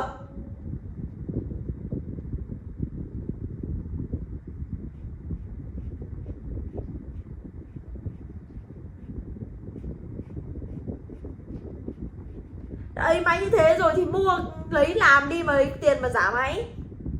Cứ suốt ngày đi chơi lượn đi. আব্বা আম্মা যদি তোর ছোটকালে জানতো তোর হাইটের লগে তোর গাদামির হাইটটা একটু বাড়বো তাহলে নিজ দিয়ে এমনিতেই 6 ইঞ্চি কেটে দিত তোর আর গাদামি বাড়তো শুন আব্বা আম্মা যা বলে তা কর বিয়েটা কর আর আমার রাস্তাটা একটু ক্লিয়ারটা কর ও আমি তোমার পথের কাটা না তাহলে কেউ চাস না যে আমি পড়াশোনা করে এই নিজের পায়ে দাঁড়াই তুই তো নিজের পায়ে দাঁড়াস নাই তুই তো আমার কাঁধের উপর ভর করে দাঁড়ায় আছিস এই আসো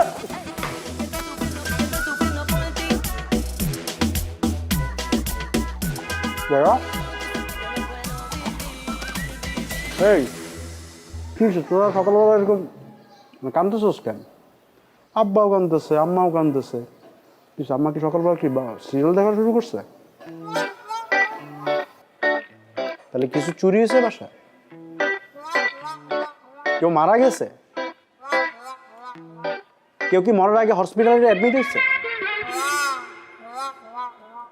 তাহলে কি হয়েছে সবাই এরকম আয়োজন করে কাঁদতেছে কেন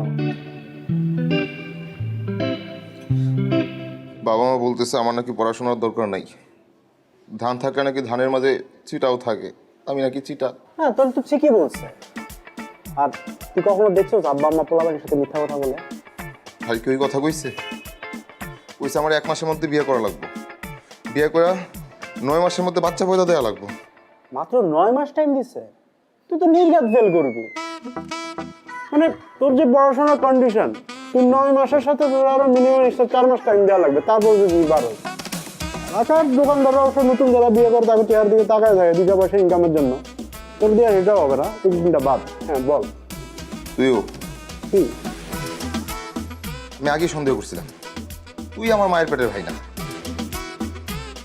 মায়ের পেটের ভাই হলে তুই এরকম করে কথা বলতে পারতি না তোর আমার না কোনো মিল নাই না আছে স্বভাবের মিল না আছে চরিত্রের মিল না আছে তোর এই যে চেহারার মিল গায়ের কালারের মিল কোনো কিছু মিল নাই বাইকটা শোন আব্বা আম্মা যদি তোর ছোটকালে জানতো তোর হাইটের লগে তোর গাদামির হাইটটা একটু বাড়বো তাহলে নিজ দিয়ে এমনিতেই 6 ইঞ্চি কেটে দিত তোর আর গাদামি বাড়তো শুন আব্বা আম্মা যা বলে তা কর বিয়েটা কর আর আমার রাস্তাটা একটু ক্লিয়ারটা কর। ও আমি তোমার পথের কাটা না, আমি তোমার জীবনের বাধা। তোরা কেউ আমার ভালো চাস না, তোরা কেউ চাস না যে আমি পড়াশোনা করে এই নিজের পায়ে দাঁড়াই। তুই তো নিজের পায়ে দাঁড়াস নাই, তুই তো আমার কাঁধের উপর ভর করে দাঁড়ায় আসছিস। শোন, আমি তোর ছোট হিসেবে চাই তুই আব্বা আম্মার কথাটা শোন, তুই একটা মাসের মধ্যে বিয়েটা কর, আমি কবজি ডুবায়া তোর বিয়ার কাচ্চি খাবো, বুঝছস? এই আসো।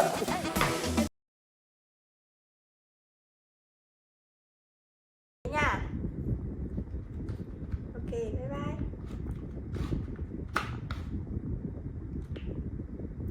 Và mình vừa tô xong màu đỏ rồi, và tiếp theo đây thì mình sẽ lấy màu vàng để tiếp tục tô bức tranh nha.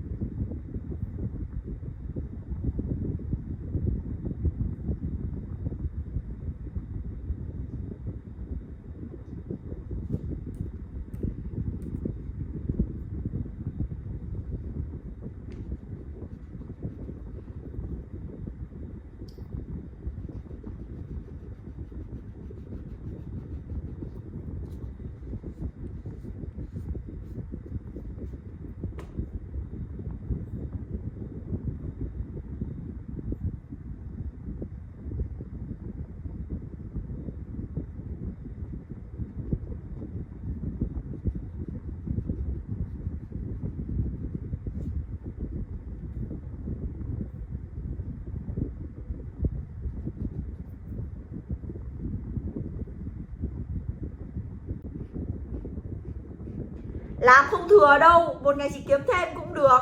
Mà giả đi.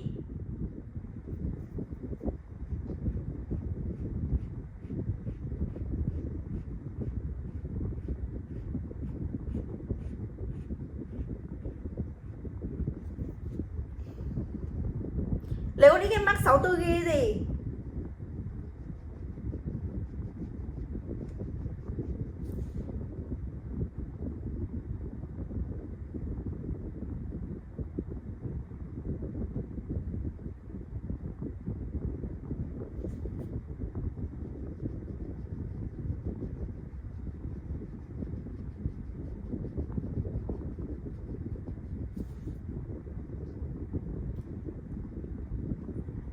Alo, đợi tí tao nói cho cái này nhá, đợi xíu.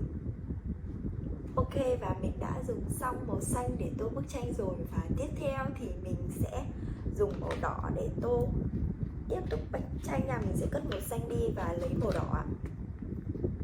Mày ơi, mai mày lên Hà Nội đúng không? Mấy giờ mày lên? 3-4 giờ chiều.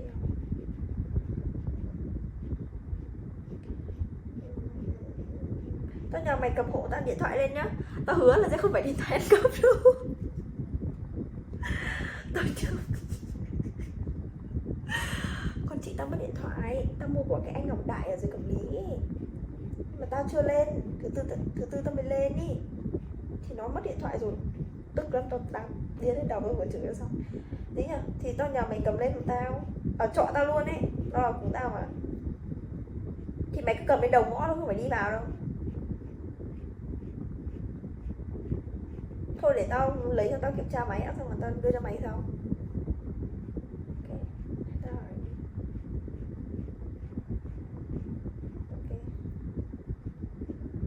Thế sao lại lên sớm ấy? Ba học à? Hay là gì? Sướng à? Mẹ ơi, chết rồi. Mẹ ơi, tao đã tìm được chân ái cuộc đời khi tao không có xe về. Đó chính là mày.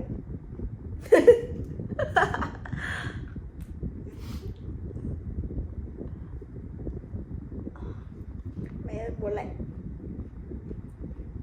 Không sao, tao đã tìm được chân ái cuộc đời. Mà mày có ô tô, buồn lạnh tao sẽ bắt mày đi ô tô về kèm tao về cho tao đỡ lạnh.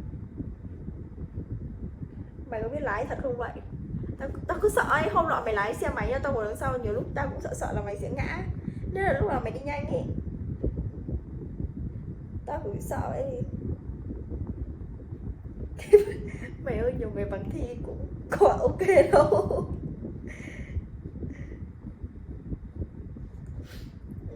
Lên cao tốc mày nhớ đi cẩn thận. Ok. Hôm nào mà mùa đông về mày nhớ cho tao về ghé cho tao đỡ lạnh nhé. Ok. Có gì để mai tao bảo tao xem anh ấy điện thoại, sẵn điện thoại không? Mày ơi, mày biết con chị tao nó mất điện thoại kiểu gì không? Nó đi công viên Thống Nhất. Nó đi công viên Thống Nhất.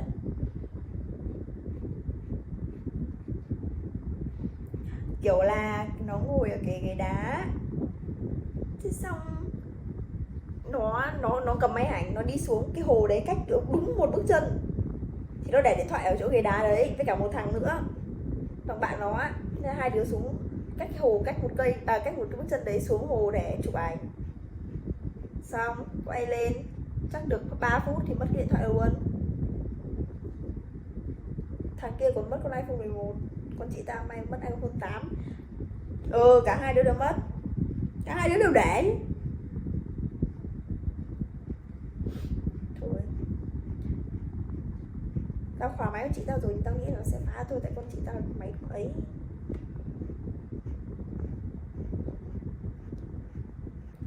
Khổ. Hèn quá. Thôi, tao nói để cho mày tin tưởng là không phải điện thoại ăn cắp rồi. Ok, bye bye. Không sao đâu mà. Mình lên giải trình một lần nữa thôi. Tao gọi điện á, nên tao mới không nhắn tin ấy. Mày thấy tao khôn chưa? Không sao mà.